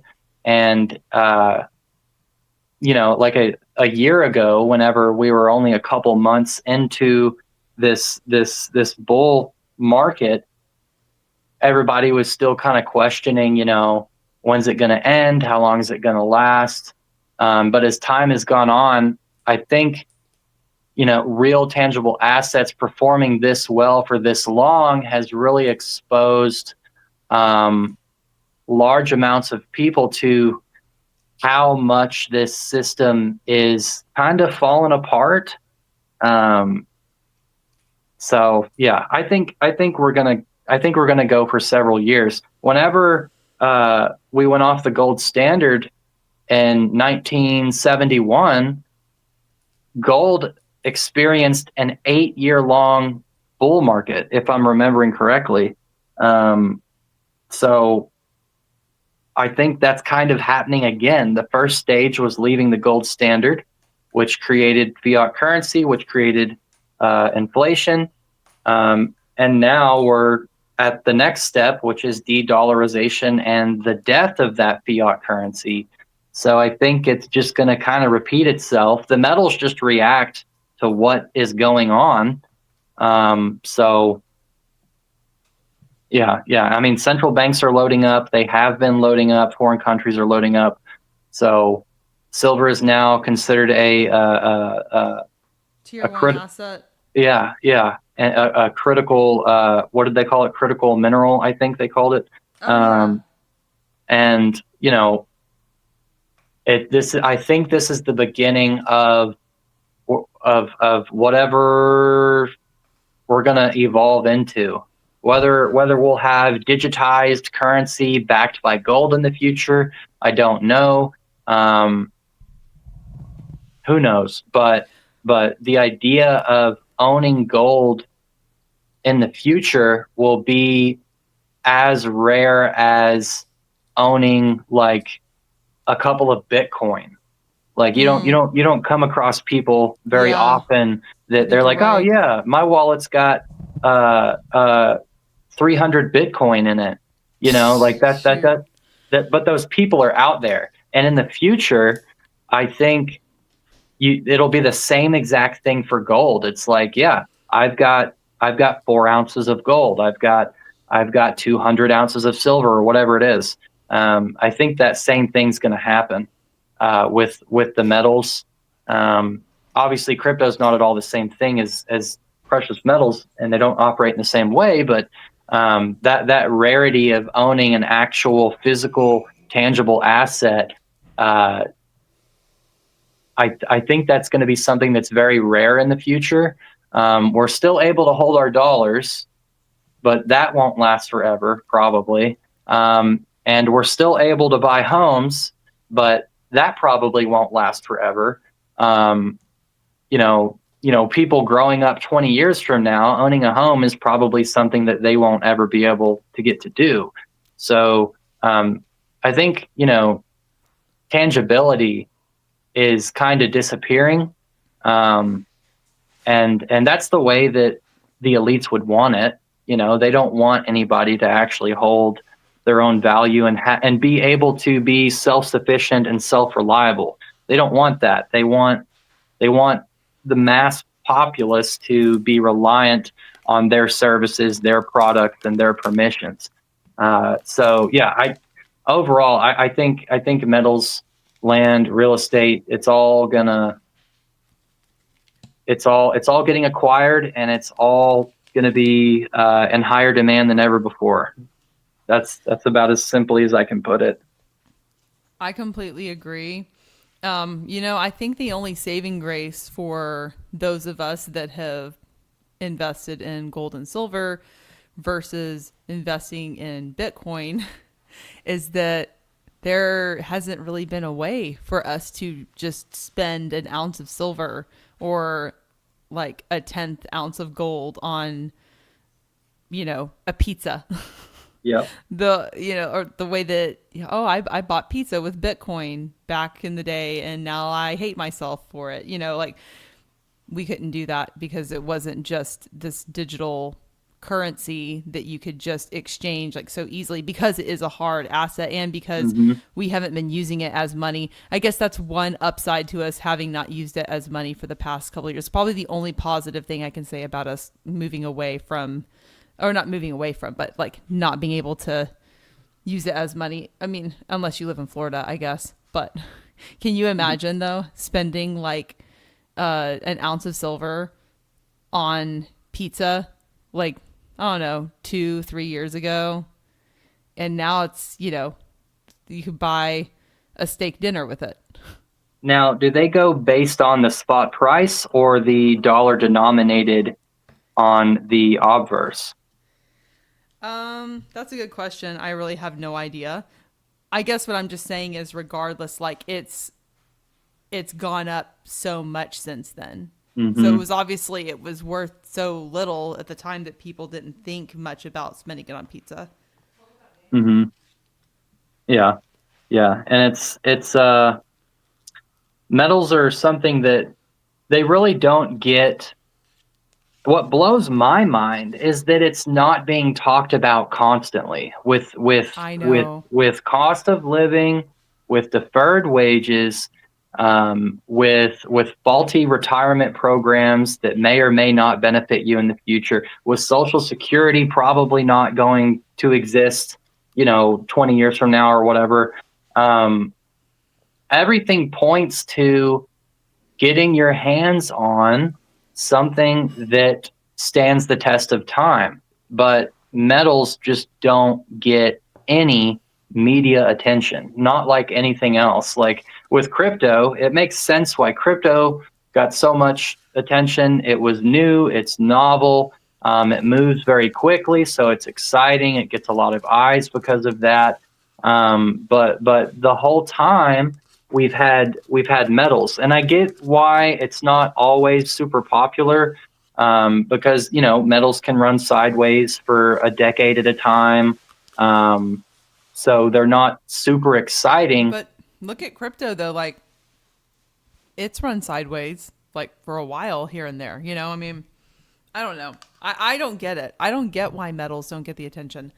I think it's strange because even now, after all this news, with gold becoming a tier 1 asset, with silver going onto the critical minerals list, and just, all the stuff that it's news to us because we're in the know, because we're interested in it.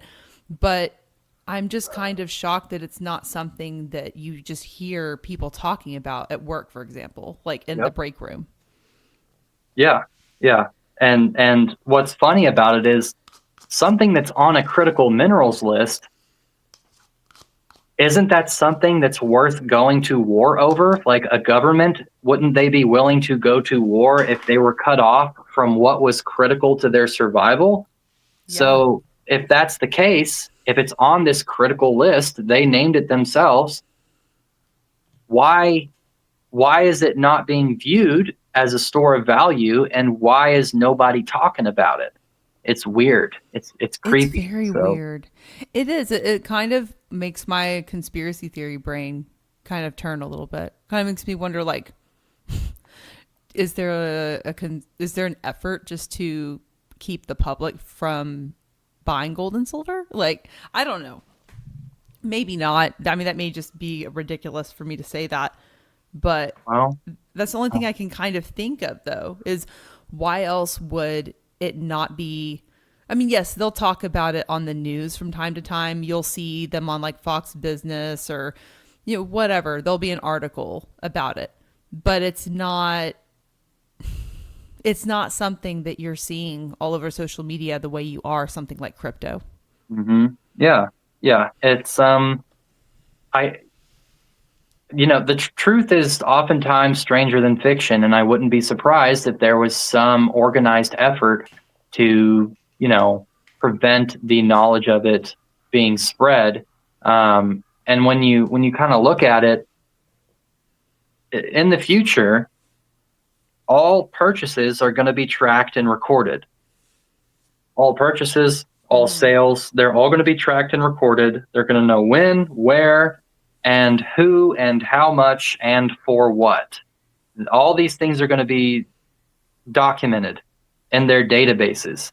And there's going to be communities of people that won't want to do that and will rebel against that. And they'll probably do that with precious metals by, using fractional, using 1 ounce silver rounds. If it's a little bit of a bigger purchase, maybe a 10 ounce or 5 ounce bar or whatever. It goes against the grain. Stacking and using stacking as a savings method or as a method of barter goes against the grain of what society is trying to become. Yes, So, and I was going to say, and honestly, like, this is the coolest way to do that, in my opinion. I mean, this is something that people. Hold on, it's not focusing. Oh, hang on, sorry. This is something that, for whatever reason, is just lumped in with, oh, well, that's what conspiracy theorists and preppers and old people do.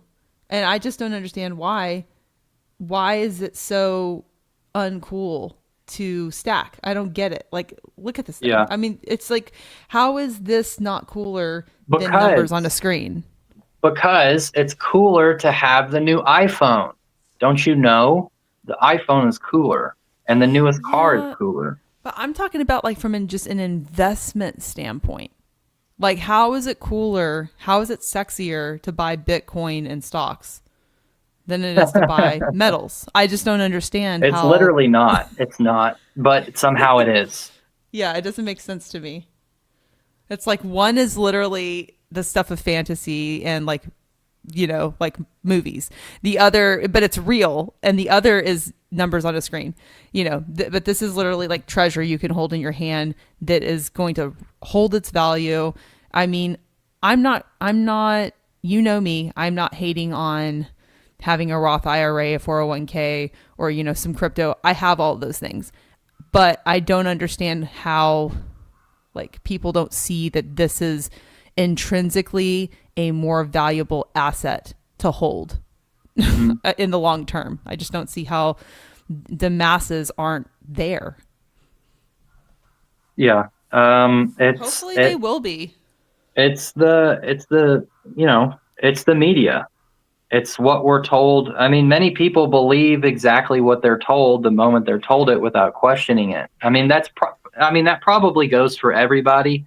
There's, we're not always questioning every single little thing, but if you're buying into metals, if you're buying into silver and gold and platinum, palladium, whatever it happens to be, you're not contributing to the mass machine. You're not contributing to Walmart. You're not contributing to Amazon or Nvidia or Tesla or whoever it happens to be.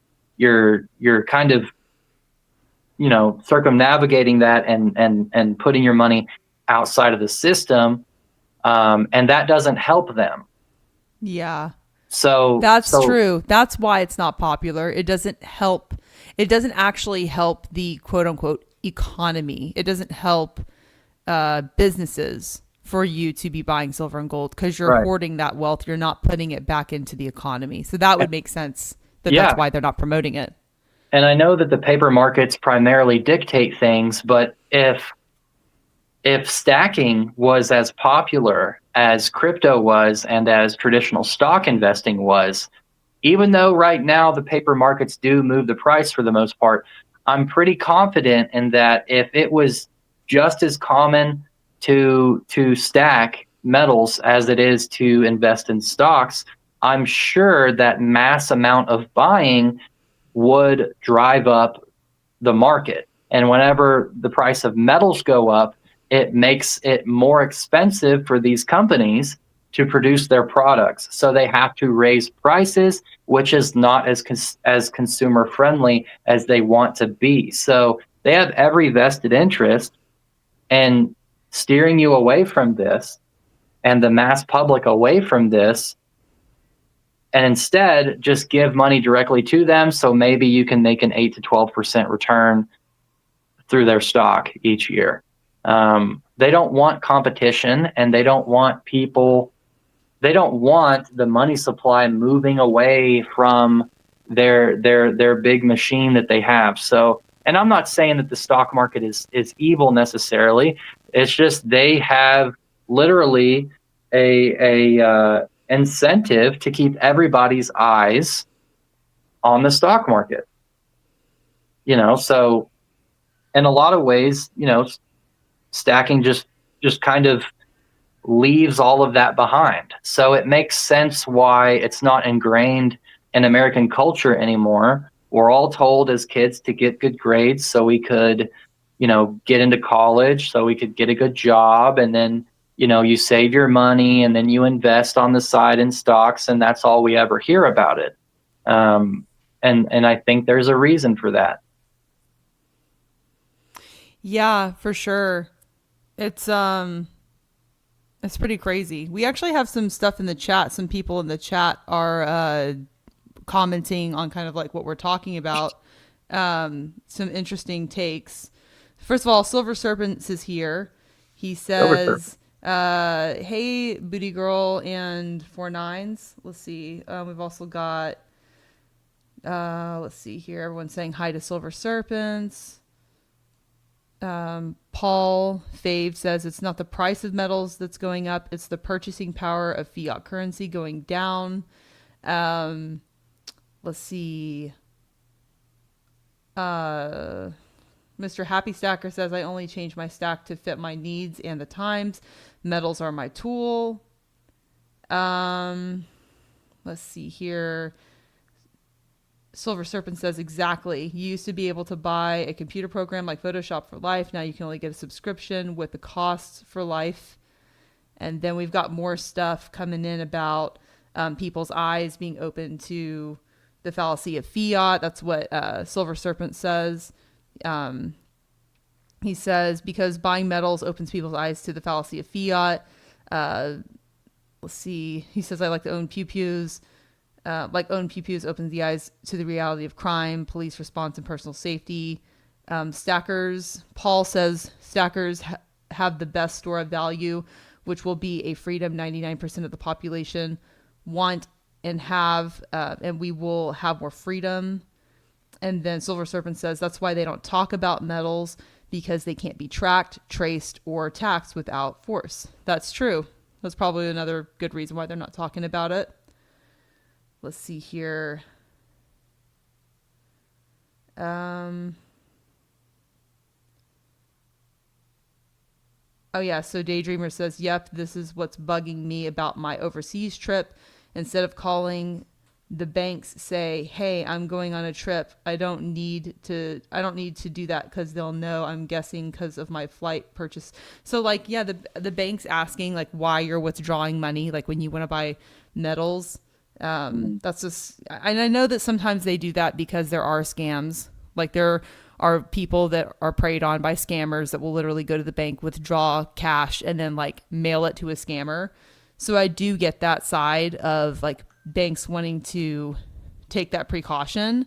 But on the other hand, like it's none of your business why I'm withdrawing cash. You know what I mean? It's like, Any anytime I hear this is for your protection, I roll my eyes. right. This is for you. This is for your protection. Like that's always that statement always precedes some form of control or surveillance or both. Yes. No, it's true. It's true. I mean, it's like best case scenario. What the bank is really protecting is themselves, so that they're not put in a situation where they feel like where they're not forced basically to give you back your money that you lost because you made a bad choice. That's best case scenario. Worst case scenario, it's we just want to be nosy and know what you're doing with your money and why you're taking it out of the bank, why we don't get to have your money in here. Yeah. Because Yeah. at the end of the day, banks need you. You don't really need, I mean, well, we do kind of need banks, like kind of, but not really. Like they need us. Yeah. They need you to have your money. They want you to have your money. That's why there's all of these incentives, especially right now with sign up bonuses and stuff, trying to get people to put their money in the bank. And yes, I take advantage of those sign on bonuses because why am I going to turn down $300? I'm not. But yeah, banks really are pumping out the sign on bonuses for new checking accounts because I think less and less people are trusting the banks with their money. Right. Right. And I mean, look at all of the metals on your table, right? And you can think of how much all of that is worth. The banks would much rather that amount of money being in being in your checking account or your savings account, high interest savings account. They would much rather all of that money that you've taken out of the system be inside of their bank. That way they can turn around, loan it to somebody else with an interest rate that's much higher than the interest rate you receive for keeping your money in. That way they can, make profit off of the money that you have left in there. And whenever you stack, I mean, how many thousands of dollars is just in this tray right here? So that's money that they don't have and they're not going to have. So, it's definitely not something that they want people doing. And if you're going to do it, they're going to ask. And if you're going to pull out money, a decent amount, several $1,000s, 10,000, 20,000, 30,000, whatever it happens to be, they want to know why. They want to be able to track that. And yeah, it's all about control. So, and the same people that own all the banks own all of the media. So it's all a big. That's just my opinion. I'm trying not to get too woo woo about it, conspiracy theorist, but No, but it's true. It is true. I mean, it's all connected. yeah, yeah, it's a well established system that we're not supposed to be outside of. I heard a quote that makes me laugh because it's hilarious, but it's also kind of true. It's if you're not a conspiracy theorist by now, you probably aren't very smart. That's funny. Or you aren't paying attention, something like that. It's kind of funny. Yeah. Like not with everything, but with a lot of stuff. Yeah, I mean, it is, because what is it? The media is tied to advertising, and whenever you have advertisers on a news channel, that kind of tells you what you need to know. Brought to you by this, brought to you by that, and then if you watch what the news is reporting on along with those ads, and I don't know, sometimes that'll give you a little bit of information about what the real agenda is, just following the paper trail, following the money. Yeah. Somebody made a good point in here. Mr. Happy Stacker said you can't have a job without a bank account. All the money flows through them. So Wait, he said what? he said you can't. Mr. Happy Stacker said you can't have a job without a bank account. All the money flows through them. Yeah, that is true. they're going to get their hands on it first. But because you have to get checks. They don't give you cash anymore. Everything is a check, which means it has to go through a bank. Yeah, it's got to get deposited somewhere. Yeah, that's so true. Like, it's like the check is the most physical thing you can get in payment. I never thought about that before, but that in and of itself is kind of dystopian if you think about it. Yeah, yeah, you work hard, but it's got to go through their hands first. Yeah, it's a piece of paper. It's not even, you don't get, we say I just got paid. You didn't get paid. You got given a promise of payment that you Yeah, have to take. Like, obviously, it's all direct deposit for the most part now. But, like, if you did get a physical check, you have to deposit that and then get your money from that bank. That yeah. Because the company's not even got, they don't even have like they have their money in a bank, and so it's going through from their bank to your bank. It's kind of just weird. Ah, heavy topics. Yeah, yeah. Heavy metals. I don't know why Yeah. I said that. That was cheesy sounding. But yeah, heavy topics. I mean, but that's what we're here for, right? I mean, it's all, that's why we stack. Yeah. Silver Serpent said he banks with a credit union. I used to do credit union. That's what I did my whole life. I think credit unions are good. The only reason I left my credit union and went to a bank was because they just had the specific credit union I had some fees that I wasn't fond of. So I don't know, but I'm kind of considering going back to a credit union, just that's like a better credit union, because Hmm. because banks do have issues. Paul said, "We will own nothing and be happy," as the elites want us to believe, which that's kind of the position that a lot of people are in. Because whenever you read that statement on the surface level, you'll own nothing and be happy. Um, you don't think it's true in the moment, because you say, "Well, I've got these nice things at home, or I've got a TV, or whatever, or a computer, or whatever it happens to be." But I think the deeper truth of that statement is you'll own nothing of real value and be happy. And that That's true. is the position that most people are in now, because most people don't actually own anything that's going to be worth anything at all several years from now. You know, a vehicle is a depreciating asset. Any piece of technology is worth half as much a year later when the newer version comes out. So that's pretty much already true. Um, That is true. so Yeah. Um, Bianca said, what did she say? She said that's so true. How evil. I never thought of that. I think she's talking about what Mr. Happy Stacker said about the mhm. checks that we were talking about. And then M5 7R says, damn, promissory paper for promissory notes. That's crazy. It's like a promise of a promise. Yeah, yeah. Yeah. Heavy metal, polyalloy, LOL. I don't get it. Polyalloy. Do you get it?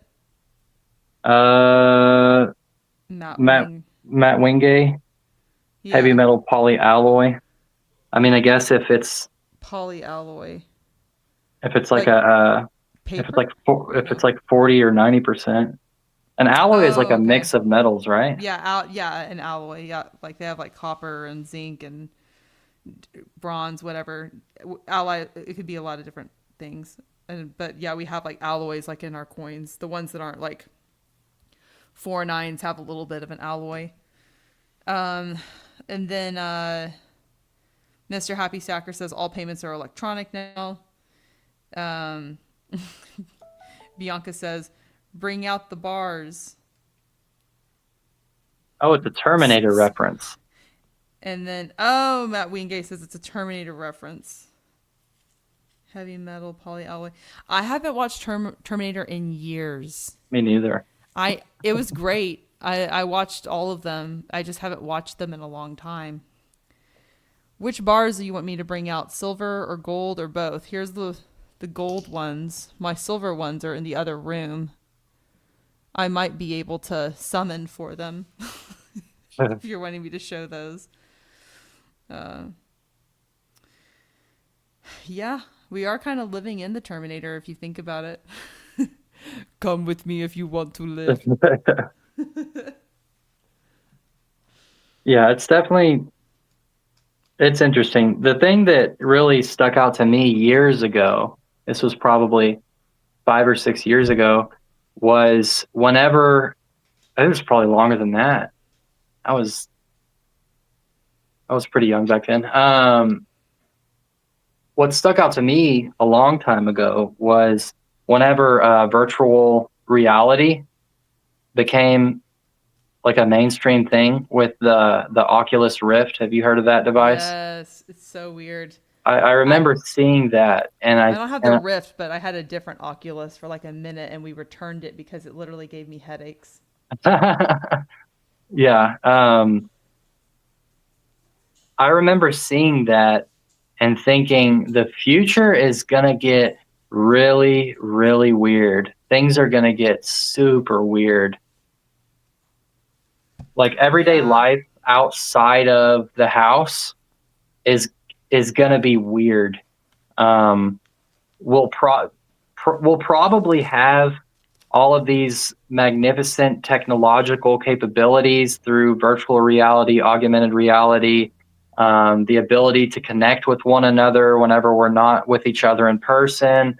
Um, it's probably going to advance to degrees that are akin to like fantasy or something, but real life outside of that tech environment is probably going to be super weird. It makes you oh, for wonder sure. how people are going to be like as artificial intelligence replaces jobs, replaces manufacturing jobs, replaces all different types of white collar, blue collar work, whatever it happens to be. Um, and as technology isolates the masses more and more as time goes on, um, the way people interact with each other in real life is going to change. The frequency and volume of face to face interactions is probably going to reduce more than it already has. Social media has all like we're more connected than ever right now, but we're also more isolated than ever because of social media. Like we all like if you're active on Facebook, you know what everybody's doing all the time, but you don't actually we don't actually interact with each other as much as we used to. And I think out in the real world, outside of a technological environment, I think I think it's just gonna get weird. Life's gonna get weird.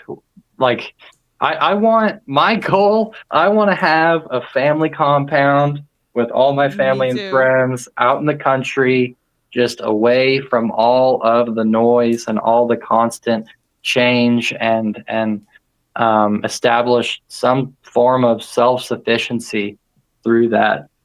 Oh my gosh, that's exactly what my wife and I talk about frequently. Like we are like we should start a commune, not like a weird like hippie religious commune, but like just get together our closest friends, like the people that we trust, like really really trust, like our they're basically like family, and then maybe like some actual family depending on which family members those are, and then not tell anybody else about where we are or what we're doing, and just like live the simple life, like have like Yeah, land, have a garden, have like cows and goats and sheep and chickens, and just like do our own thing away from all this basically Amish, but like not. You know what I mean? Like right. there's just there's something to be said for simplicity, and like it makes sense when you really see what has happened to society.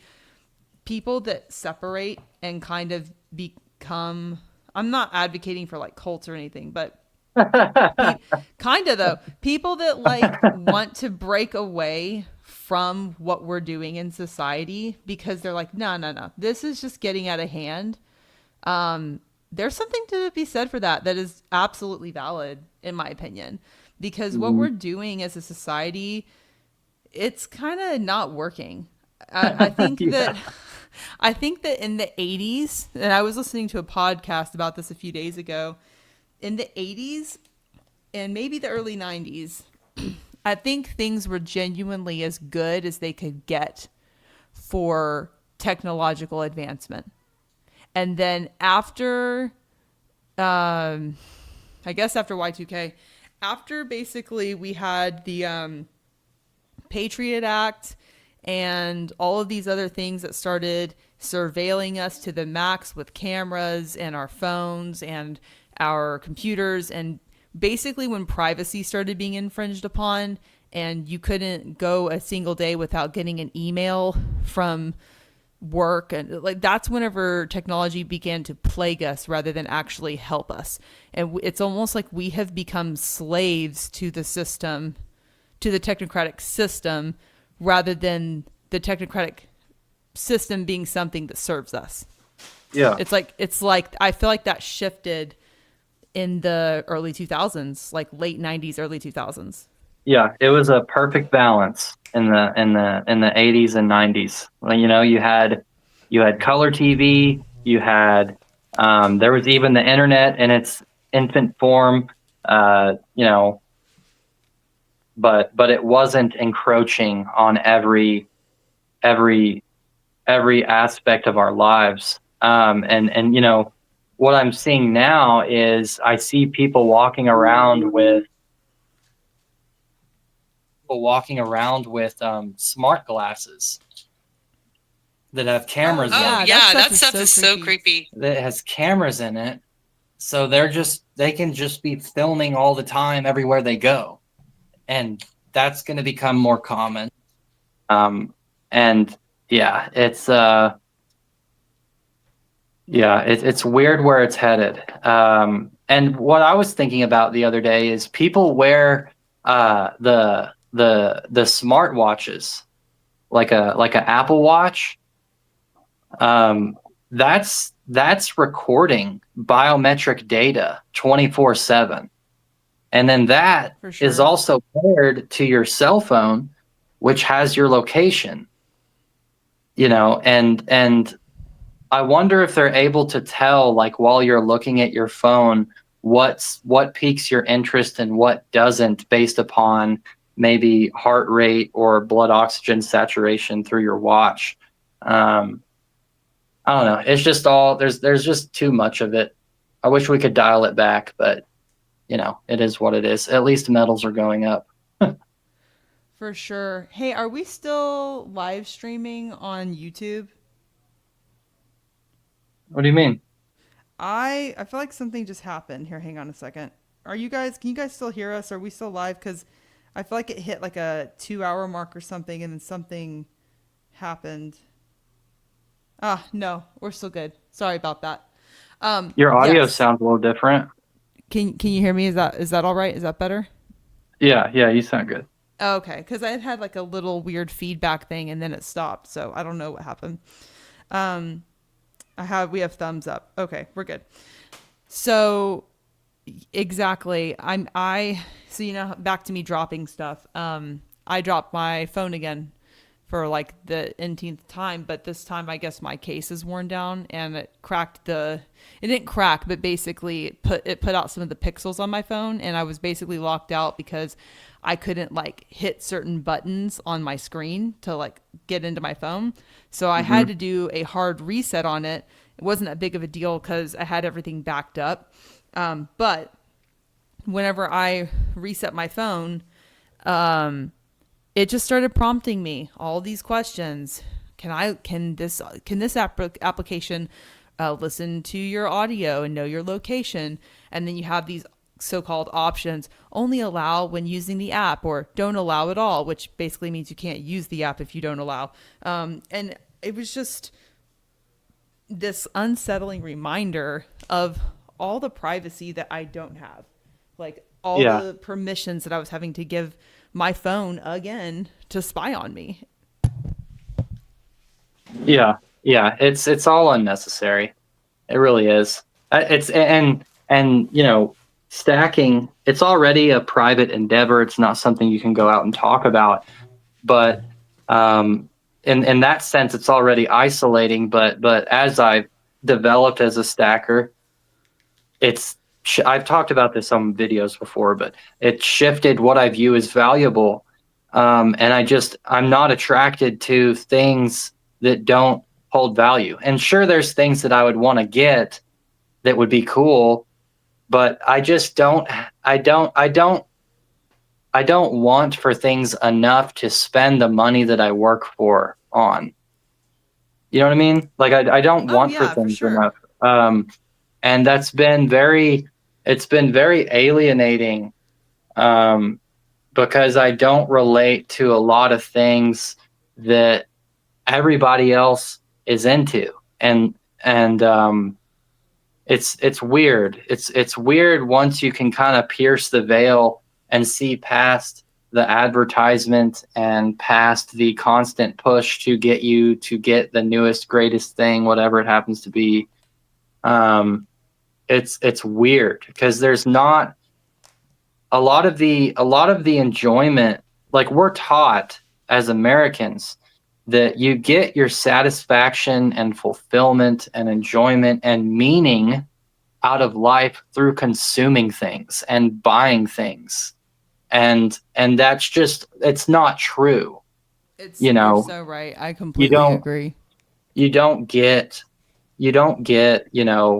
a feeling of worth or true satisfaction through random things. Now, I'm not saying that there's nothing out there that can make you happy. Like, if there's a specific thing that is, since you were a little kid, you always wanted, and you Yeah. finally got a hold of it, like, yeah, that's good. That's a reward, but 99% of everything else, um, it's all trash. If it Oh doesn't yeah. meet, yeah, if it doesn't meet a use case and provide utility to your life, aside from being nice to have before you get bored with it a week later, it provides nothing to you.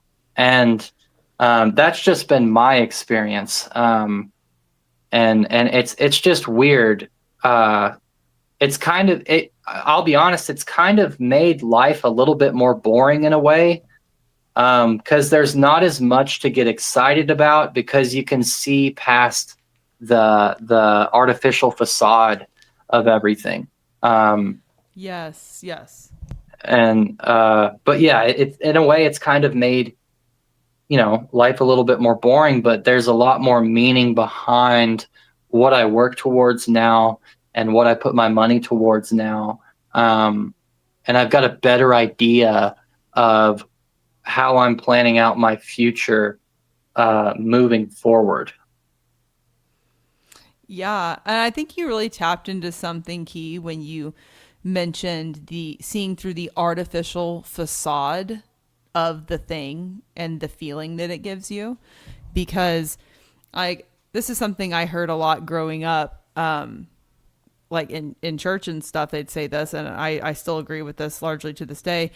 There is a big difference between happiness and joy. Because, like, happiness is something that is a temporary, fleeting thing. Yeah. And I think you can absolutely be happy when you get something new. Get a new phone, get a new watch, get a new video game console. Yeah, that totally makes you happy, but that feeling wears off after a period of time. Even like buying precious metals makes me feel happy in the moment, but then I end up like, I was joking around the other day. I told my wife, I said, have you ever watched that Will Ferrell Saturday Night Live skit, More Cowbell? Yeah. Yeah. You remember when the guy, I can't remember the actor's name, but he's like playing the producer. He goes, "I got a fever, and the only prescription is more cowbell." That I said, "I got a fever, and the only prescription is more gold." Like, but it's like you get a piece. oh, I'm so excited, and then you're like, oh, I need more. That's never going to go away, and that's good. That's part of stacking. Like you want more. That's not the point of what I'm trying to say though. But like the whole feeling you get from buying stuff that ultimately doesn't have value, it's a fleeting feeling of happiness, and it's not going to bring you joy. What brings you joy is relationships, experiences, like memories. 5 years from now, if someone asks me, what really, or I guess the 5 years now, like looking back when I got it, 4 years, whenever the PS5 came out, I don't know. What was something that really made you happy 3 years ago? Like, what's a really happy memory you have, or really like fulfilling memory you have? I'm not going to be thinking of the fact that I got a PS5, for Black Friday. I'm going to be thinking about some experience that I had with my family, or with my wife, or with my niece. You know what I mean? Those are the things that really matter. So it's like when we're throwing our money down a pit, chasing a feeling of happiness, it's really just a futile chase at the end of the day. It's like we should be putting our money in stuff like, yeah, okay, it's good to do that occasionally, but it's better to put your money in something that's actually going to have value, because at the end of the day, that feeling that you're chasing with money is going to go away, and you can fulfill it. You can fulfill it in so many more ways, and also in more meaningful ways. I don't know. That's just my take on it. Not to get all philosophical and preachy, but those are just my thoughts. Yeah, I agree. Yeah, it's kind of like waking up, but it's a weird feeling. Yeah, that's kind of been my experience for the past year or so.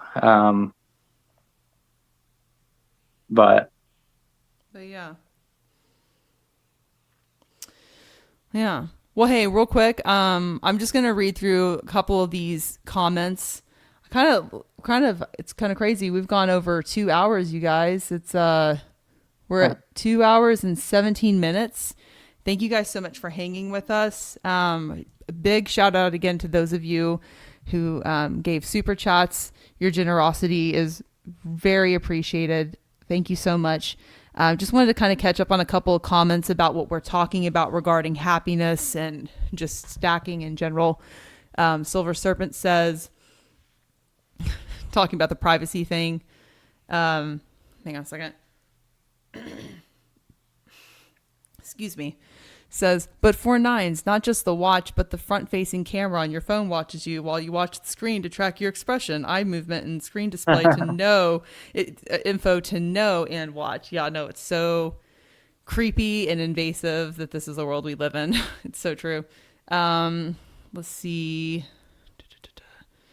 Then we've got Jeremiah says, I love you guys. We love you too, Jeremiah. Thank you so much. Paul says, I shot a drone down last week. I seen it hovering and went in my tree line, and I played target practice. That's hilarious. Honestly, it came on your property. I mean, like, that's an invasion of your property. So it's kind of like what? That's worse than throwing a ball into the neighbor's yard. I mean, that usually happens on accident, but let's see. Mr. E says silver is almost back up to 53 tonight in the Asian markets. Wow, that's wild. And then Silver Serpent says, I was joking one time about Black Friday sales ads. Quote, they save money now, but all I hear is buy our shit. Ha ha ha. No, that's so true. Yeah, it's just to get you to buy more money or get you to spend more money. Paul said, I've seen a few helicopters flying over and around my property, but I burned the drone after shooting it down. Someone else says, I'm lucky to be Gen X. Technically I'm a millennial, but I'd have to say I agree with you. Gen Xers, my parents are Gen Xers, and I feel like, I've always heard that the 80s was like a really fun time to be in high school. Also, I love 80s music. I relate a lot to Gen Xers because I'm pretty close in age to my parents because they had me when they were young. So yeah, I agree. You are lucky to be Gen Xer. Let's see. Matt Wingay says, LOL, wow. Fave, crazy times. Bianca says, should I get a flip phone, guys? Probably. Might be Let's see. happier. Honestly, though, I was happier when I had a flip phone. I had back in like 2009, I had an ex-boyfriend who was like trying to convince me that I needed to get an Android. It was literally like the first Android ever, which that's so old. But he was like, you got to get this. You got to get this. And I was like, why do I need that? I haven't, he goes, cause it has everything. It has your email, your text. It has MP3 player, your text messages, your emails, all of that on one device. And I said, I have a flip phone, I have a laptop, and I have an iPod Touch. Why do I need that? And honestly, I was perfectly happy having all those things separate, but look at me now. But yeah, no, flip phones, not a bad idea. Oh, Jeremiah says that idea of joy is brilliant. Everything good? I just heard a sound. I didn't know what that was. Oh no, yeah, we're good. Somewhere more things. Yeah, people just talking more about drones, privacy, having joy versus happiness, that sort of thing. Paul says, I value my privacy and freedom. Those are all good things to value. Yeah. But hey, you guys, this has been great. Four Nines, did you have anything else you wanted to add before we close out the night? I think I've been on my soapbox enough tonight. Me too. I kind of got a little wound up there a minute ago, didn't I? Been preaching the truth. Preacher. That's so funny. Well, thank you guys so much. I think we're going to call it a night, but we should be doing another stream here, I'd say, in a few weeks, sometime next month. So we'll be doing our next live stream over on 49's channel. Thank you guys so much for joining us again. It's always a pleasure. And you guys have a good night. Later, everybody.